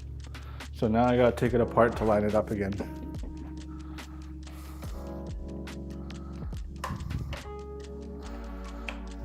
Unless you have a very big hex bit to rotate that suspension assembly.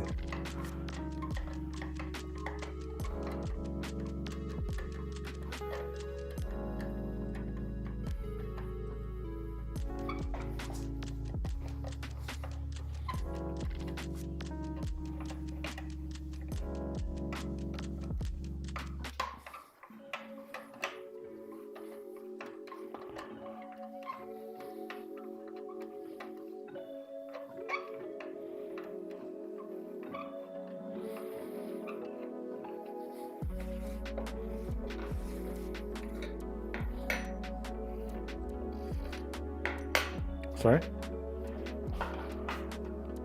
So if you bring your camera here, Christine. Yep.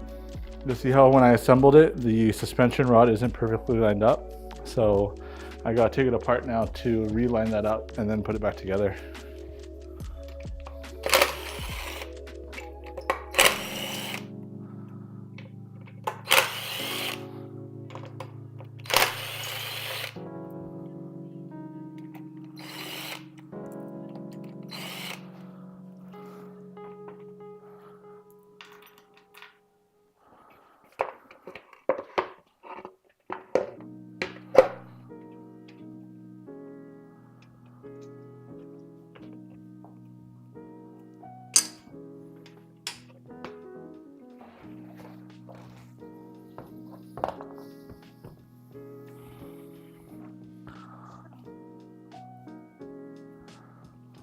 Unscrew this.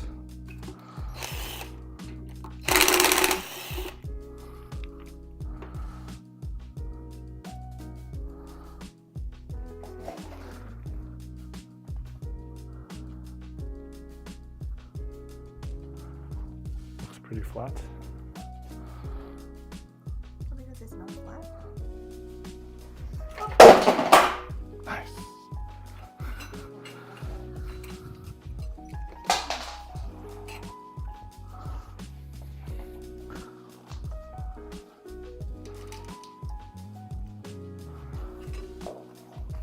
And this little metal piece.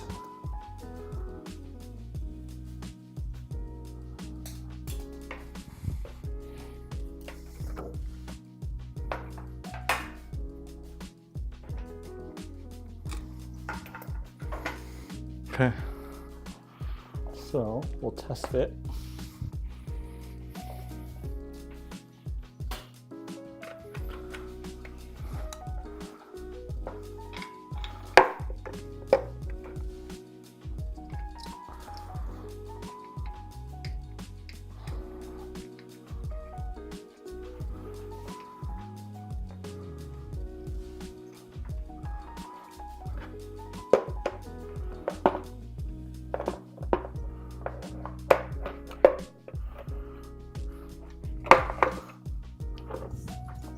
Yeah, looks pretty good. Yeah, so you can see that these two screw holes line up, these two up here line up, and then the four on the top all line up now. So what I'm gonna do is I'm gonna go back and tighten these two screws, and then we're good to go. Where's my, oh, thank you.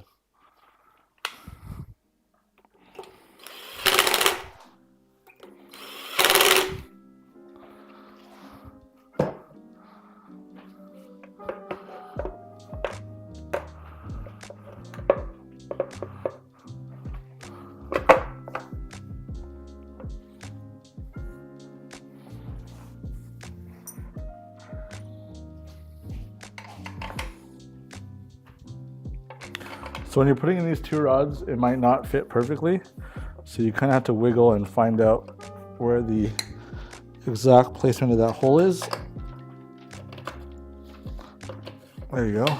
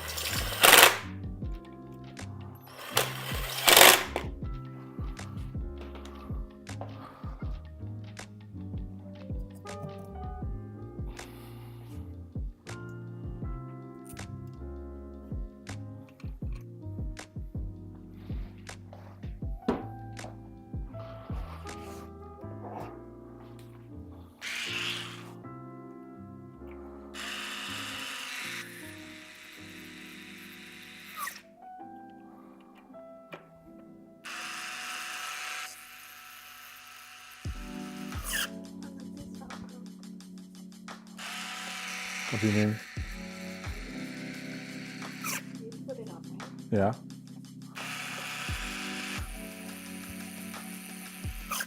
It's just normal Velcro. I mean, I didn't cut the holes perfectly. Slightly off. Circle. I don't like cutting circles in Velcro. I find it kind of hard.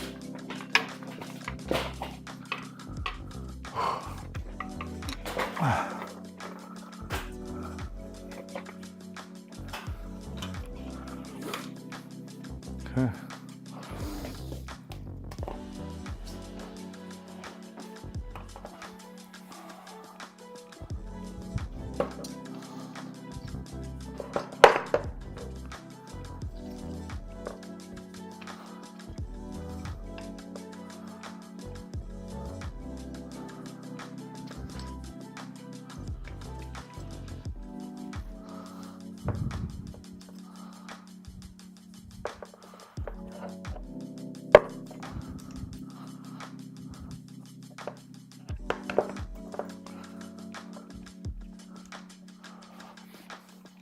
Oh, I didn't put the bottom bar on.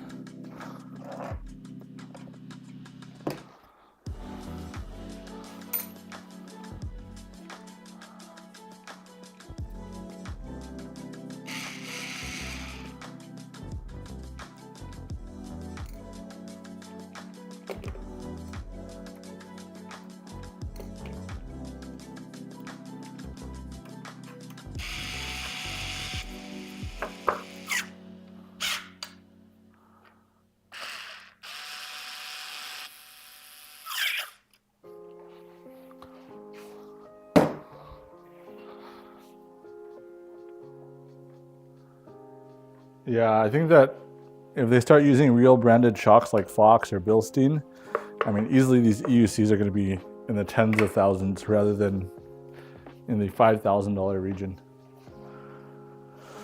I mean, you get what you pay for at the end of the day, but if the market's not willing to cough up the money, then it's unfortunately, I don't see us getting there.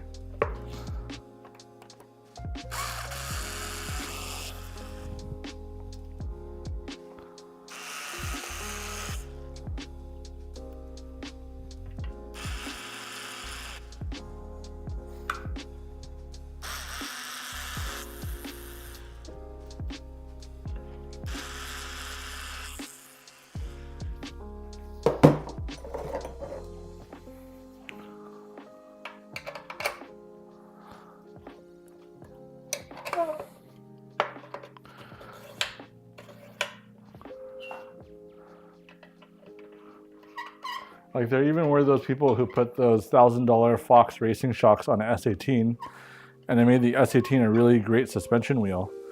But how many people can justify putting a $1,000 shock on a $3,000 wheel?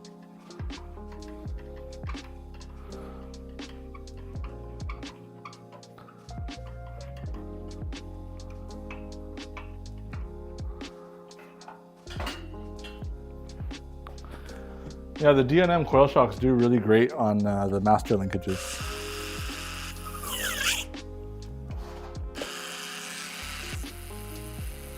Did you already finish the V12 tire change? That was really fast.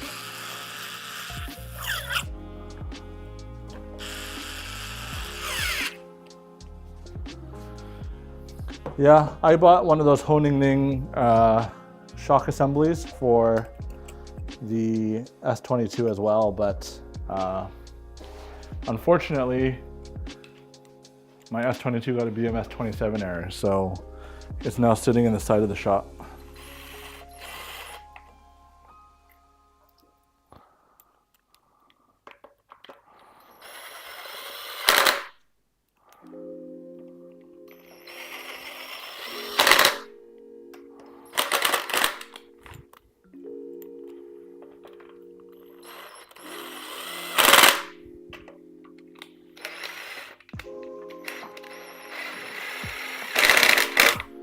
Actually, later I'll be fixing my Master Pro as well, but if you get the updated linkages from Begode, I think I have them here.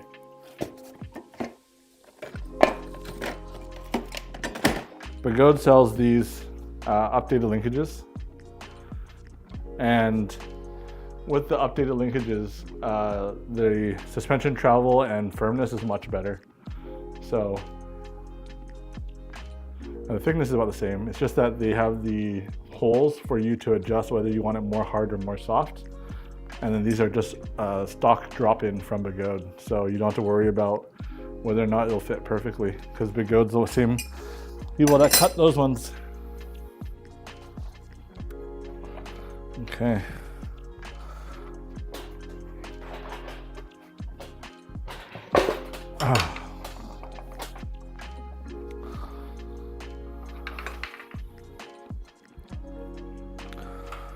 Almost.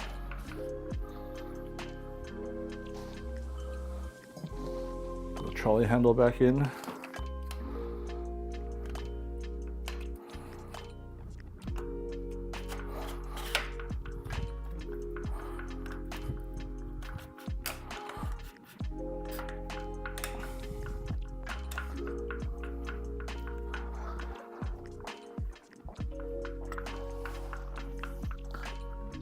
Okay.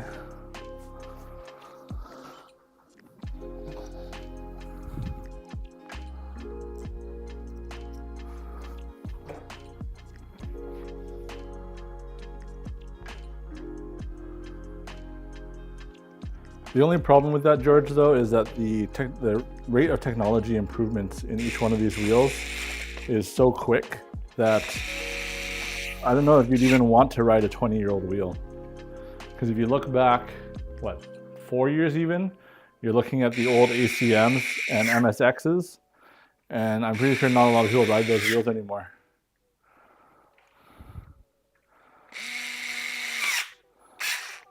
So although they could design and provide 20 years worth of support, are you going to be riding a 60-volt wheel?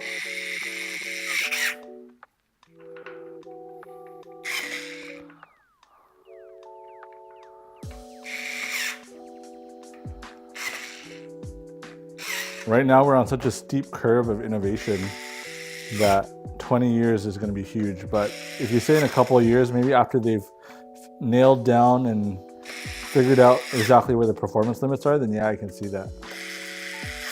Yeah, but a Z10 is what, 6 years old maybe? 7?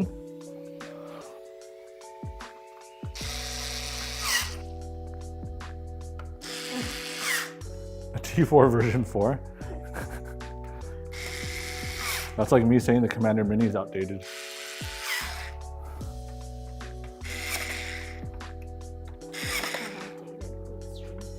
The Extreme? Yeah. Once the Extreme comes out, then the Commander Mini is outdated.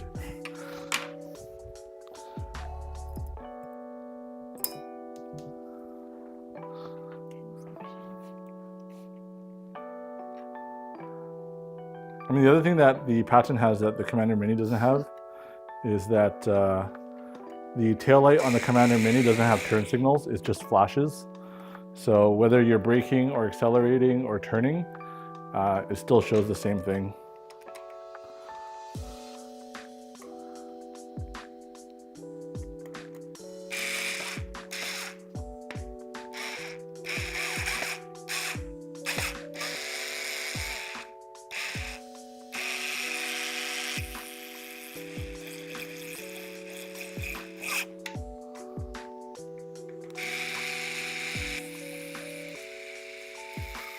I think T4 version 1 literally came out like last August.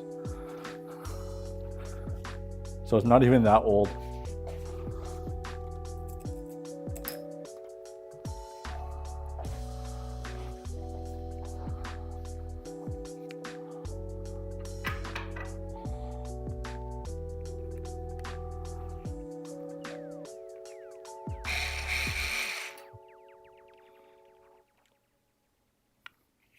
That's awesome.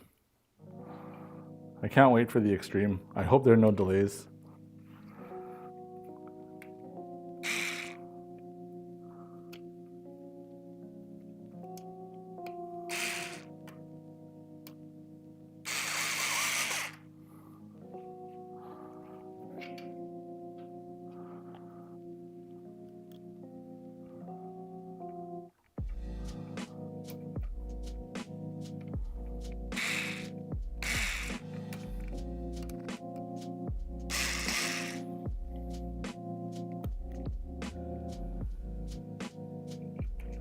smell of silicone is so strong.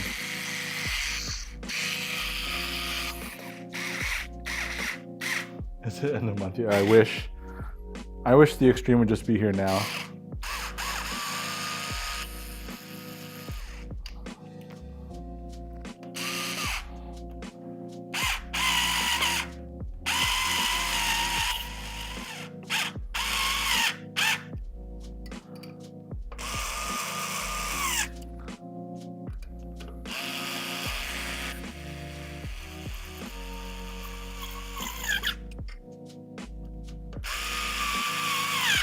Okay, headlight is back on. I'm just saying.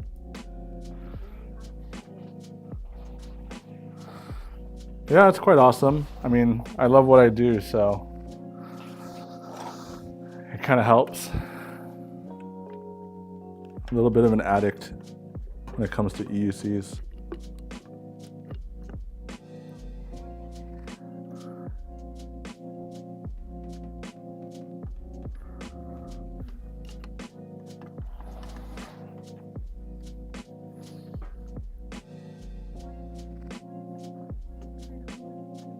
I'm just putting silicone. It's kind of hard to put though.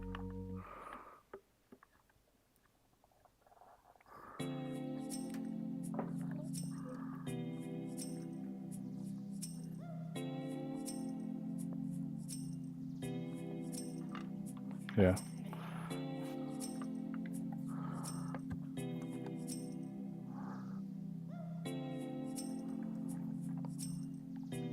It already helps that the silicone is white.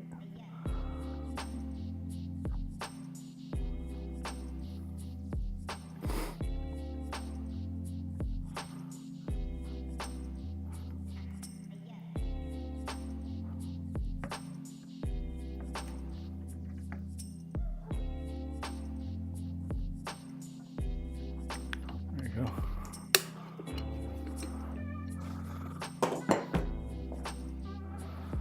Ride 1 is in Toronto. I'm here in Vancouver, so it's a little bit hard to ride with Ride 1. Do you think a no cutout EUC will ever be a thing? I mean, there should come a point where it'll be very hard to accelerate past the wind or even stand up and take that force as a rider. So I believe there should be a limitation, a physical limitation. I just don't know where that limit is. We're all EUC at, yeah. It's like Alcoholics Anonymous. My name is Albert and I'm an addict. Write that down. How many EUCs do you ride? Do I own? Contrary to popular opinion, I don't actually own that many. Because a lot of them a lot of people want to buy my wheels. So I ended up selling a lot of my wheels to other people.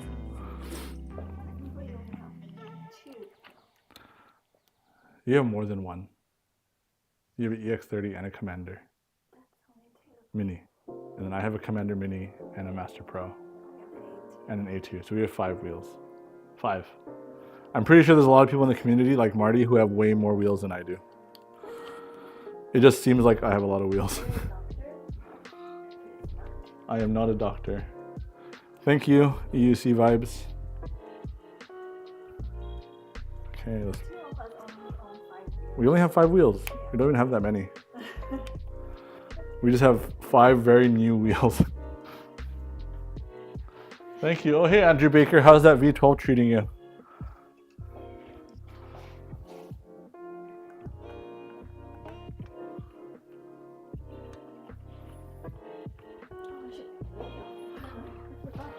It's all good.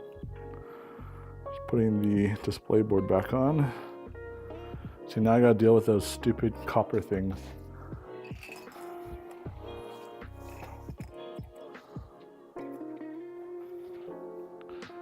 Yeah, I just did the linkage upgrade. Actually, after this wheel, I'm gonna be working on my Master Pro. But that'll be a separate live stream to keep it concise. How easy would you recommend The answer to that question, Stan, is the amount of EUCs you need is always N+1. N being how many wheels you currently own. But I mean, you're also asking an addict, so it's like asking an addict how much drugs they want.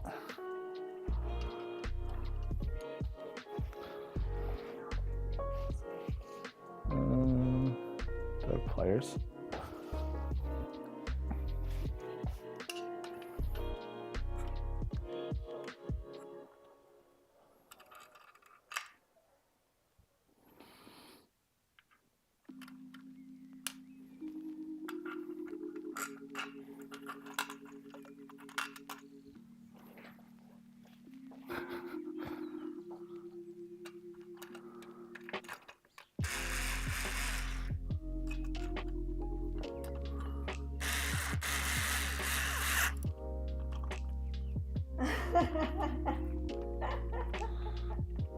I did not meet a wife that rides EUCs. I met Christine and then I influenced her to ride EUCs. So for all those that are asking why are there not less women riders, it's because the guys are not working hard enough to influence the women to ride. It's your problem. I bought a V8 and Christine said I was gonna kill myself. So I bought her an electric scooter and that was the end of the conversation after that. You need to spend the time and effort to teach women how to ride. But I'll give you a hint, is if you can get another female to teach another female, that is the best way to get more women to ride. Yeah, that's how Ethan has more. That is the reason why our riding group has so many females, is because we got Christine to teach one and then they taught another and another and now we are where we are.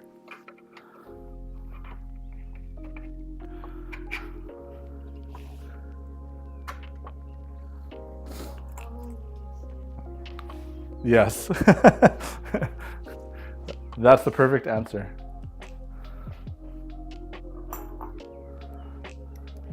Either yes or N+1. It's the same way I answer people who ask me how fast can they go. Fast enough. What does RIZ stand for?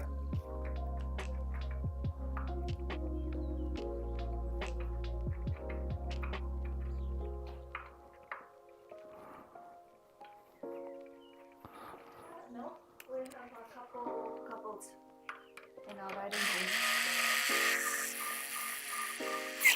How many couples do we have? Three? Three. 3 couples? And before the couples, before all of them rode, like the guys would just ride by ourselves. And then we made a point to slowly get the girls to ride with us. Have you guys taken it for a little ride yet? Yes, we have. We will be doing our first impressions probably next week. We did a little bit of ride when we went to Calgary, but it was a very short ride.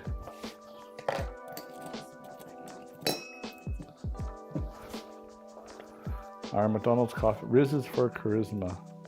Oh, charm.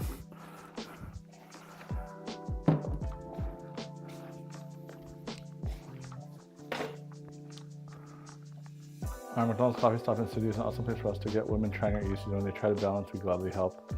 Yeah, I mean, go out there and I was trying to tell the Calgary crew to set up some lessons near Peace Bridge because it's a very good, popular public site. But you kind of have to spend the time and effort to get women to ride or spread the EUC gospel, as Shang always says. It's not fear, it is the fact that they don't do stupid stuff like men do. It's a survival instinct. Yeah, men do first and think next. Women think first and then do.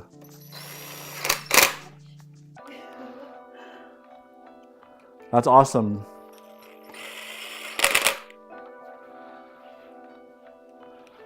I don't know. I think the first thing is to make EUCing look cool. So the stuff that Chance does and Shibby, and showing the world that like we can do cool stuff like mountain bikers is already a huge plus and will help us gain more notoriety. Like when Wrong Way posted his video of going up that steep hill and Supercar Blondie shared it. My first EUC was a V8 and Christine's first EUC was a 16X.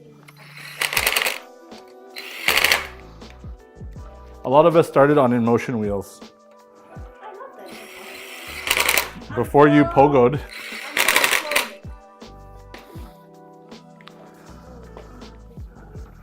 Okay, now is top cover. I think the V8 is actually a really good starter wheel, but actually now that the A2 is out, I'd almost say the A2 is a better starter wheel.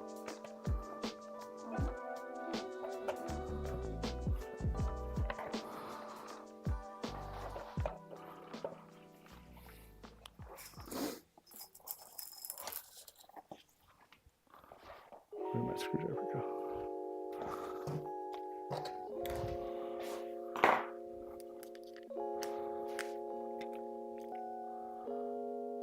I think a lot of the community started on InMotion. Hello, Ustride. You are a legend.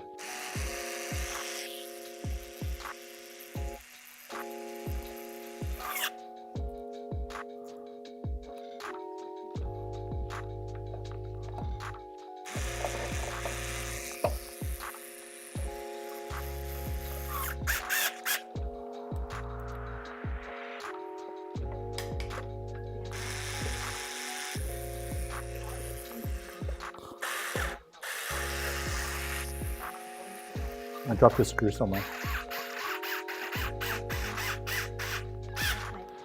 We actually might go into Northwest Electric Fest down in Oregon, but Amt is a little bit farther away.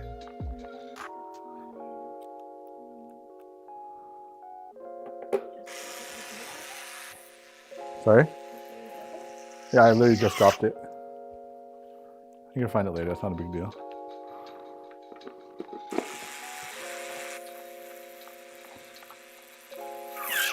Yeah, the 16X is also a really great wheel. That's one of Christine's starting wheels. Especially since it can go 50 kilometers an hour. Oh, that's awesome, Ustride. It's very, the new, I just dropped another one. The new wheels from Bogota are super easy to do tire changes on.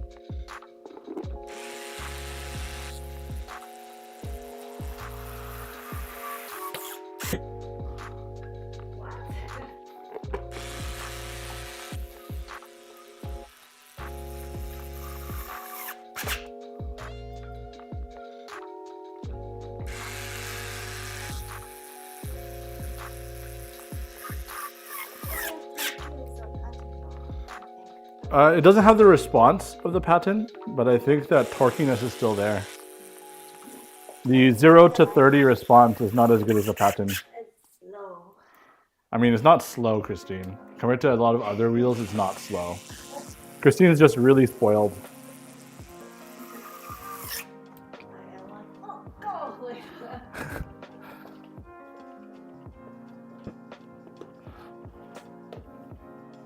Do you see a screw now? It'll come out. Yeah, it's a black screw. Black Phillips screw.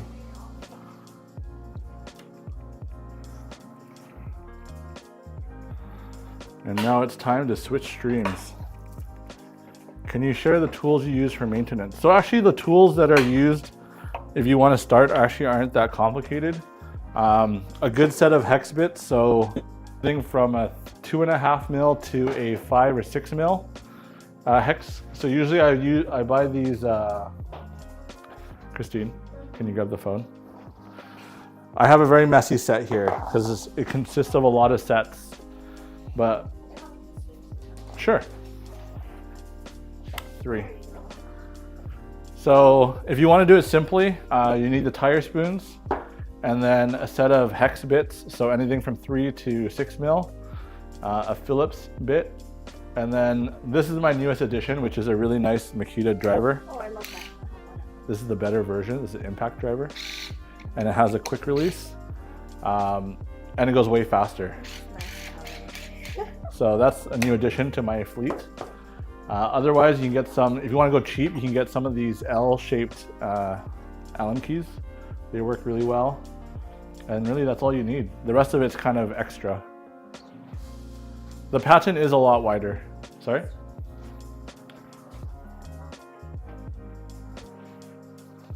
The Patton is a lot wider than the Commander Mini. So I guess that's the end of the Commander Mini live stream. If you guys don't have any questions, I'll be switching the live stream over to another link, and we'll be doing the Master Pro metal battery boxes. Yeah. Well, get work done. Just getting more, it's me fixing my daily driving wheel. It's been down for a long time. It has been down for a while.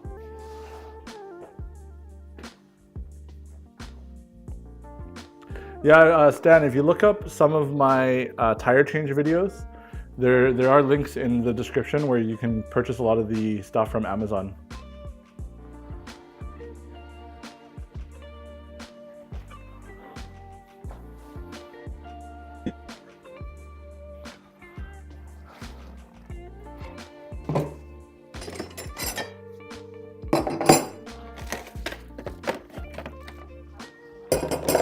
What's the question? Oh, no problem. Am I an EV's official mechanic? Is there such thing as a official mechanic? I don't think that title exists. But I do help them repair stuff.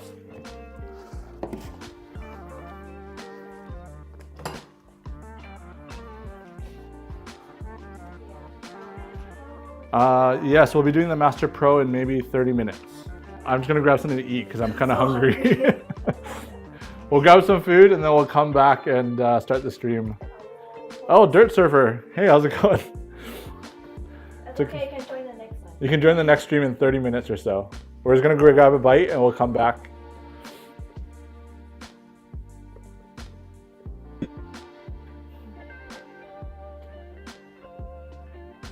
Yeah, I think that's it. I'm getting really hungry, so let's go get some food. Losing stress. I need to air out. See you guys soon. 30 minutes. We'll be back.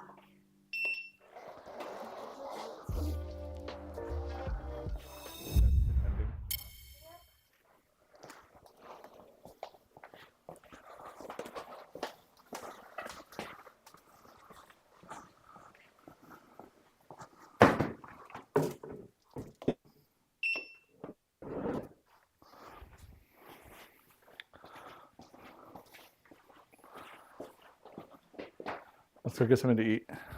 I'm so hungry.